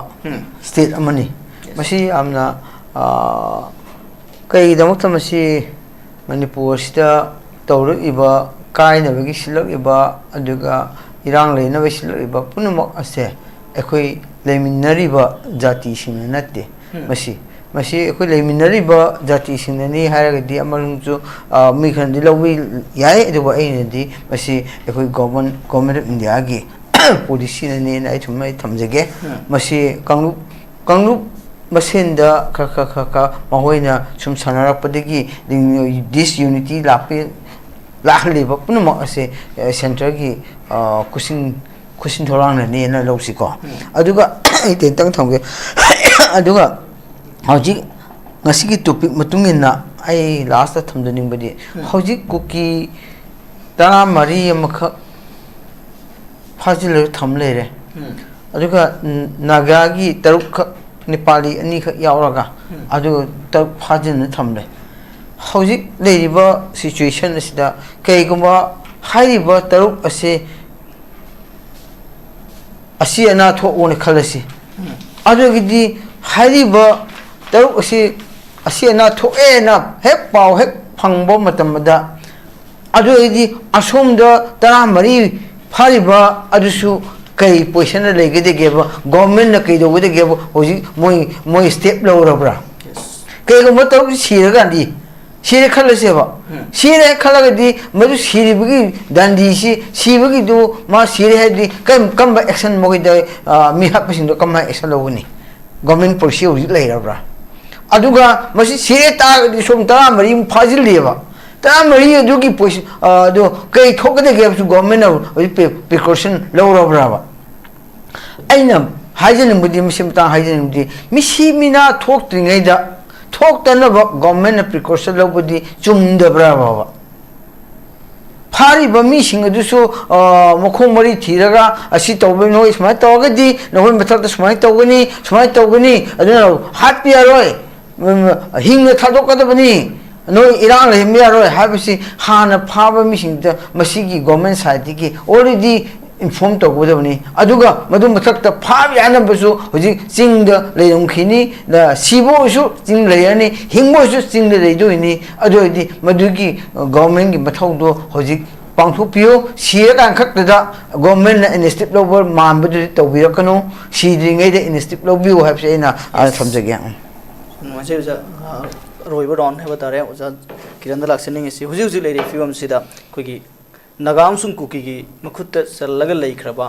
civilian sing si ꯐꯥꯖꯤꯟꯗꯨꯅ ꯍꯧꯖꯤꯛ ꯐꯥꯎ ꯂꯩꯔꯤ ꯍꯥꯏꯔꯤꯕ ꯁꯤꯚꯤꯂꯤꯌꯟꯁꯤꯡꯁꯤꯒꯤ ꯃꯇꯥꯡꯗ ꯑꯔꯣꯏꯕꯅ ꯇꯦꯟꯇꯅ ꯀꯃꯥꯏꯅ ꯍꯥꯏꯕꯅꯤ ꯑꯩꯈꯣꯏ ꯇꯁꯦꯡꯅ ꯍꯥꯏꯔꯒꯗꯤ ꯑꯩꯈꯣꯏꯒꯤ ꯂꯥꯜꯍꯧꯕ ꯑꯣꯏꯅ ꯂꯩꯔꯤꯕ ꯀꯥꯡꯕꯨꯁꯤꯡ ꯍꯥꯏꯇꯥꯔꯦꯀꯣ ꯂꯥꯜꯍꯧꯕꯅ ꯈꯨꯠꯂꯥꯏ ꯄꯥꯏꯔꯒ ꯒꯣꯔꯃꯦꯟꯒ ꯌꯥꯅꯔꯒ ꯁꯤꯖ ꯐꯥꯌꯔꯕꯨ ꯍꯥꯏꯒꯦꯔꯥ ꯁꯨꯕꯨ ꯍꯥꯏꯒꯦꯔꯥ ꯄꯤꯁꯄꯨ ꯍꯥꯏꯒꯦꯔꯥ ꯂꯩꯔꯤꯕ ꯃꯌꯥꯝꯁꯤꯡꯁꯦ ꯃꯁꯤ ꯒ꯭ꯔꯥꯎꯟ ꯔꯨꯜ ꯑꯃ ꯃꯈꯣꯏ ꯏꯅꯔꯝꯒꯅꯦꯕꯀꯣ ꯏꯅꯔꯤꯕ ꯒ꯭ꯔꯥꯎꯟ ꯔꯨꯜ ꯊꯨꯒꯥꯏꯔꯤꯕ ꯀꯥꯡꯕꯨꯁꯤꯡꯁꯦ ꯃꯁꯤ ꯄ꯭ꯔꯣꯄꯔꯂꯤ ꯃꯗꯨ ꯋꯥꯔꯛ ꯋꯥꯇꯦꯝꯕ ꯇꯧꯕ ꯃꯊꯧ ꯇꯥꯏ ꯑꯦꯁ ꯄꯥꯔ ꯂꯣ ꯑꯣꯐ ꯗ ꯂꯦꯟ ꯆꯠꯅꯔꯤꯕ ꯃꯈꯣꯏꯒꯤ ꯆꯠꯅꯒꯗꯕ ꯄꯣꯠꯇꯨꯒ ꯑꯗꯨꯒ ꯑꯩꯈꯣꯏꯅ ꯍꯧꯖꯤꯛꯀꯤ ꯁꯨꯝꯕ ꯍꯣꯁꯇꯦꯖ ꯐꯥꯕ ꯈꯣꯠꯄ ꯃꯔꯥꯏꯕ ꯈꯣꯠꯄ ꯑꯗꯒꯤ ꯏꯔꯥꯡ ꯍꯧꯕ ꯃꯈꯥ ꯇꯥꯕ ꯇꯧꯅꯕꯒꯤꯗꯃꯛꯇꯗꯤ ꯑꯍꯥꯟꯕꯗ ꯅꯥꯔꯀꯣ ꯇꯦꯔꯣꯔꯤꯁꯁꯤꯡꯁꯦ ꯄꯨꯂꯞ ꯂꯣꯏꯁꯜꯂꯨ ꯁꯨꯗꯦꯁꯥꯏ ꯑꯣꯔꯗꯔ ꯊꯣꯛꯀꯦꯔꯥ ꯑꯃ ꯇꯧꯒꯦꯔꯥ ꯗ꯭ꯔꯒ ꯃꯥꯐꯤꯌꯥ ꯀꯥꯔꯇꯦꯜ ꯃꯌꯥꯝꯁꯦꯀꯣ ꯁꯨ ꯑꯦꯕ꯭ꯔꯣꯀꯦꯠ ꯇꯧꯕ ꯑꯗꯨꯒ ꯃꯈꯣꯏ ꯒ꯭ꯔꯥꯎꯟ ꯔꯨꯜ ꯄꯣꯂꯤꯁꯤ ꯐꯖꯅ ꯐꯪꯁꯟ ꯇꯧꯍꯟꯕꯀꯣ ꯑꯗꯒꯤ ꯑꯍꯨꯝꯁꯨꯕꯗ ꯑꯦꯅꯤ ꯀꯨꯀꯤ ꯇ꯭ꯔꯥꯏꯕꯁꯦ ꯑꯦꯁ ꯇꯤ ꯂꯤꯁꯇꯒꯤ ꯔꯤꯃꯨꯚ ꯇꯧꯊꯣꯛꯄ ꯑꯗꯨꯒ ꯏꯚꯟ ꯑꯩꯈꯣꯏꯒꯤ ꯆꯞ ꯆꯥꯕ ꯂꯣ ꯐ꯭ꯔꯦꯝ ꯇꯧꯔꯒ ꯑꯩꯈꯣꯏꯒꯤ ꯆꯠꯅꯒꯗꯕ ꯆꯠꯅ ꯀꯥꯡꯂꯣꯟ ꯃꯌꯥꯝꯁꯤꯡꯁꯦ ꯀꯣꯟꯁꯇꯤꯇ꯭ꯌꯨꯁꯟꯅ ꯑꯗꯨꯝ ꯄ꯭ꯔꯣꯚꯥꯏꯗ ꯇꯧꯕꯅꯤ ꯂꯣ ꯃꯦꯀꯔ ꯃꯌꯥꯝ ꯂꯣ ꯁꯦꯝꯕ ꯌꯥꯏ ꯃꯁꯤ ꯅꯤꯡꯊꯤꯖꯅ ꯁꯦꯝꯃꯒ ꯃꯅꯤꯄꯨꯔꯒꯤ ꯆꯠꯅꯕ ꯌꯥꯕ ꯀꯝꯃꯨꯅꯤꯇꯤ ꯈꯨꯗꯤꯡꯃꯛꯇ ꯑꯝꯇ ꯁꯣꯛꯇꯕ ꯍꯥꯏꯇꯥꯔꯦ ꯁꯣꯔꯤ ꯑꯦꯛꯁꯀ꯭ꯌꯨꯁ ꯃꯤ ꯑꯗ ꯃꯁꯤꯒꯤ ꯄꯣꯠ ꯃꯌꯥꯝꯁꯦ ꯆꯠꯅꯕ ꯌꯥꯒꯗꯕ ꯄꯣꯠ ꯑꯃ ꯆꯞ ꯆꯥꯅ ꯁꯦꯝꯕ ꯃꯊꯧ ꯇꯥꯏ ꯑꯗꯨꯒ ꯑꯩꯈꯣꯏꯅ ꯇꯁꯦꯡꯅ ꯍꯧꯖꯤꯛꯁꯦ ꯑꯌꯥꯝꯕꯗꯤ ꯑꯩꯈꯣꯏꯒꯤ ꯃꯅꯤꯄꯨꯔꯒꯤ ꯏꯁꯨꯁꯤꯗꯤ ꯗ꯭ꯔꯒ ꯃꯥꯐꯤꯌꯥ ꯀꯥꯔꯇꯦꯜ ꯃꯌꯥꯝꯁꯤꯡꯁꯤꯅ ꯍꯥꯏꯇꯥꯔꯦꯀꯣ ꯁ꯭ꯋꯥꯏꯗ ꯗ꯭ꯔꯒ ꯄꯨꯔꯝꯃꯦ ꯐꯥꯔꯦꯅ ꯇꯧꯔꯤꯁꯤꯡꯁꯤꯗꯤꯀꯣ ꯄꯩꯁꯥ ꯈꯔ ꯄꯤꯔ ꯏꯜꯂꯒ ꯄꯨꯍꯟꯕ ꯉꯥꯛꯇ ꯑꯣꯏꯒꯅꯦꯅ ꯈꯜꯂꯦꯀꯣ ꯑꯦꯅꯤ ꯀꯝꯃꯨꯅꯤꯇꯤ ꯑꯣꯏꯖꯁꯅꯨ ꯃꯩꯇꯩ ꯑꯣꯏꯒꯦꯔꯥ ꯃꯩꯇꯩ ꯄꯥꯡꯒꯜ ꯑꯣꯏꯒꯦꯔꯥ ꯃꯅꯤꯄꯨꯔꯒꯤ ꯏꯟꯗꯤꯖꯤꯅꯁ ꯇ꯭ꯔꯥꯏꯕꯦꯜꯁꯤꯡ ꯑꯣꯏꯒꯅꯦꯅ ꯈꯜꯂꯤ ꯀꯔꯕꯥꯔ ꯇꯧꯕ ꯈꯔꯕꯨꯗꯤ ꯌꯥꯎꯔꯝꯕ ꯌꯥꯏ ꯑꯌꯥꯝꯕꯅ ꯄꯩꯁꯥ ꯄꯨꯊꯣꯛ ꯉꯝꯗꯕꯅ ꯑꯣꯏꯒꯅꯦꯕꯀꯣ ꯁꯤꯗꯩꯁꯤꯗ ꯑꯩꯅ ꯅꯝꯕꯔ 1 ꯍꯥꯏꯕꯗꯤ ꯉꯁꯤ ꯑꯩꯈꯣꯏ ꯀꯩꯅꯣꯅ ꯔꯣꯒꯤ ꯃꯣꯏꯒꯤ KN Rao Memorial Lecture ꯑꯩꯈꯣꯏꯒꯤ ꯑꯃꯤꯠ ꯁꯥꯍꯅ ꯄꯤꯕ ꯁ꯭ꯇꯦꯠꯃꯦꯟ ꯑꯃꯈꯛ ꯌꯥꯎꯋꯦꯕꯀꯣ ꯑꯦ ꯀꯟꯀ꯭ꯔꯤꯠ ꯔꯣꯗ ꯃꯦꯞ ꯐꯣꯔ ꯀꯩꯅꯣ ꯉꯁꯥꯏ ꯗ꯭ꯔꯒꯀꯤ ꯀꯩꯅꯣꯁꯦ ꯃꯨꯊꯠꯅꯕ with all shareholder minister on board khannare for a complete drug free ecosystem by 2047 haina amakak thoebako sigi pot se India will whip out narcos be drug free by 2047 times of India da pibani ko research and analysis wing ngasai ge rogi kano da ko sigi pot pirak ko taragadi manipur gi da hujik ngarang na hanagi sum yeng bi taw jalan ko ikoina ngasi yam atien ba handaki tha sigi manung hai tare me manung da yeng bi yoba sidai sidai ikoina nahan ikogi kano da borelo ama ikogi NL 07C 5762 Maruti Swift AS04 E34 da far is a brown sugar si 75 ni ko 1.140 kg ma 5 si fare adugi mathakta mu 95 adugi tarik nini khanabada sida Cookie Women Union gi General Secretary sigi si drug ko na magi nupa ko na Manipur police na fire se 952026 tong fare sigi mathakta mu nahan Assam da Assam Police and Thadro statement namada tasengna AS06 AC 7555 sida ngasagi 21 crore 36 lakh ki ngasagi heroin brown sugar si magi 2 kg 561 gram amaga 8 kg of opium phai sida Amit Shana piba kano di my country me ang pulba potter rogi pot the people pot amorga su decade ani hena wale 21 years ne 2047 is day decade ani nga di manipuri upundara ne taliba pot me ang ngasi se ozamoi bung ko launner be jala oza itaw jala ko tawno po che khoi gi ithau na tabdi ko ngasi nainaraga sauning ba pian da mem puthoga government gi nakko ngong na launna bane sidai ko enemy na tebko sigi tholi ba mayam sidi kaino ha kana ai wakal ni it's my opinion is my observation hojikti koigi drug mafia cartel mayam makoina sponsor taro karakpa mayam any ko ki tribe te tholokpa mayam suna sponsor taro ko pot mayam sigi posina double engine government gi su masak thiba government gi ko then koigi praja mayam ga mute ka su apaba mari thambangam daba sigi manungda even home minister ne laira kan ma gi power and function se unified command gi pot su lobung ngam drabni na cabinet expansion ngam drabni na thab amada tobung ngam dran leibu mali magi system da home minister na order piraga khudak to hojik military crackdown to godamni jaga da haiba then 38 people paraga lay hadi panelist ozajal itaw jalan ai ozama khoi mayam ga home minister ka kem kana blaitre media da ka tang thabak tawre administrative failure oire constitutional safeguard protection ko leitre ana hostage se imphal mayon da gi ngasi ozama bunu sai piso oire hai se ai khoi jo sai da maruk mapang saraga lako mino fara puraga dum chakraga loishalambada sigi poti government ama leiri security leiri haina ai karimta masigi protection safeguard leiroi haina ai khalli maramaduna drug free oibagi ngasai rogi potamana lauthoido India pumbagi oiba potama oiramba yai but epicenter se kogi golden triangle na haina Laos Thailand Myanmar leiba pot se sigi pot se crystal triangle na somda leire ko sigi marakte kogi epicenter di magi transit point di Manipur gi loinamak jaga dagi oiram haibasti phari pot myam se Manipur ngata ne pot mayam je Assam da phagera Nagaland phagera Mizoram phagera aduna sigi pot border seal tobiba adagi just NRC gi update tobiba census ki kano tobiba koina launri pot mayam sing je individual civil society organization mayam oraga su majugi pami pot mayam je masi hana Manipur da ngasi prime minister na home minister na chap chap statement na Manipur gi thokpa ngamdriba kari gi na lahaiba pot se koina hangaga sum leiba su khum dabadi nung di sing chaiba pangkhak oi aduna hostess mayam gi pot di nung di sing jaraga mi mayam ama siraba mayam ama mangaba pot se da moigi hujigi tramari dugi taruk tugi Maraibak tudi koina huji haiba ngamde nakan amada ama loishalle ama hana re haragadi maduna escalate torkodo pot di madudi aina predict tobu ngamoi na ismai thamjagi मोजे रोइबा round सिगे वजह चलांदा लाक्सेनी हुजिक मांगदा मणिपुरी 2023 गी मतुंगदा तबना तबना थोलकपदा मैतै कयाम फाग्रे थीबा फंगदबा मयाम लैख्रे मैतै कयाम फारागा हाटपगे video सिंग मयाम थादोरली तौबदबो ngarang nahan khoi फाख्रिबा खगी नागागी अमदि कुकीगी मियोइसिंग सिबनाबा मक्ति हुजिक फाउगी थोक्ट्री फाजिनख्री अदो तरुक की film तंबा ngamद्रे हुजिक लेरि film सिदा तो फाजिलिबा मियोइसिंग सिदा कमाय हाइबिनि रोइबोना राउंड हौजकी मी फारिबा चली नाउ सिंगसिदा कोइना अपील लमखा कोइना तमनेंगे अखोई फने यामना पेनदबा फने यामना नुंगाइतबा लैरगसु अखोई वखल फादा बियु अदा ngasi नखोइना लौबा फिरेप अमा खकना मरम वरगा मदुगी फिरेप तो चुम हौदबा मतमना मराल लैजत्रबा मी कयागी ब्लड सेट तारकदोरि बि लमदम सिदा मी कया इंगांग पक्तक नरकदोरि मेदुगा लमदम से मसी सही डिकेट कया हौगतप नमदन ngasi अखोई लमदम से मखादा लेनुंग द संगे दोरिनी मसी की रेस्पॉन्सिबिलिटी से मसी नखोइसु एज ए ह्यूमन बीइंग अदुगा लमदम सिगी मियोय अमा वोइना इसिलिना होमोइना नखोइसु मदुगी वखल दे नखोइदा थम्बियो न मदि वखल लो हन्ना खन्थबियो हौजिक नखोइना फाजलगा थमनरिबा मिसिंगसे मसी मियोइबगी मिनुंगसिगिदमक्ता खनबिरकांदा मराल लैजतबा मियोइसिंगदो माना नगानी माना कुकीनी हाइबगिदमक होस्टेज ओइना फाजलगा थम्बसे मसी मालेमगी ओइना चनरिबा आइन नसु याति भारत की आइन नसु याति अदुगा प्रिंसिपल ऑफ ह्यूमैनिटी तनसु आयाबा लैते अदा मसी यारगदी मसी मसीमा नखोई अंतंग वखल खंथबिरगा मीसिंगसे यामना अथुबा मतमदा होस्टेज क्राइसिस सॉल्यूशन से अदुगा हौजिकी कैनोगी मतंगदा थोख्रिबा एम्बुसरगा अखोई फास्टर करिक्राम अमा हाटपदा लैख्रिसे मसी अखोई कांगलु फुरुप की खेतनबा थीतना क्राइम अगेंस्ट द ह्यूमैनिटी अखोई एम्बुसरगा दुमाइना मी दो यामना एकता मराल लैतबा मी दो हाटपसे सिगे मायक्ता अखोई लोइनमक अखोई नुंगाइतबा फोंदोक्सरी सॉलिडारिटी अखोई थमजरी अचुंब जस्टिस अमा मदुगी दमता फंगद्रि फावबा अखोई तंगाई फदना लैंगाक्ता अखोई ताइनबा ताबनी अदुगा लैंगाक्ता अखोई पुनमक मायोन छलगा लैंगाक पु चपचाबा असेंब जस्टिस तो तौहननबा अखोई लैंगाक्ता तौयाबम खैद अखोई तौमिनसी कांगलु फुरुप की खेनबा थीदना अदुगा मीसिंग फाजलगा थमनरिबा मीसिंग सिदि थु मतमदा थादोंनसी अदुगा मसी अखोई हेन स्केलेट तौहनबगी महत्ता मसे डिस्केलेशन तौननबा माइखैरोमदा अखोई कम्युनिटी की लीडर सिंगना अदुगा चर्च की लुचिंगबा सिंगना अदुगा तोगान तोगान बा अतै अतै एल्डर्स फोरम सिंगना अखोई तोगान तोगान मखल कयागी थबक कया मनुंगदा तौबिरमगनी हाइनदि अखोई थाजै अदु मसी हेन खुमांग चाउसन्ना अखोई रिजल्ट ओरिएंटेड ओइबा अदुंबा तांका अमदा पुरागा अखोई होसेस क्राइसिस सॉल्यूशननबा मदुगी कनोदो अपील दो तौजगे अदुगा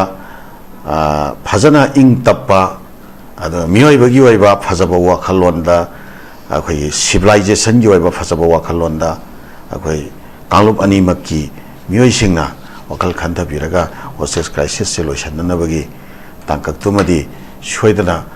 तौबिरकपसु ओइसनु हाइबा अदुगी अखोई हम्बल अखोई कनोसिमा विश समसो अपील समसो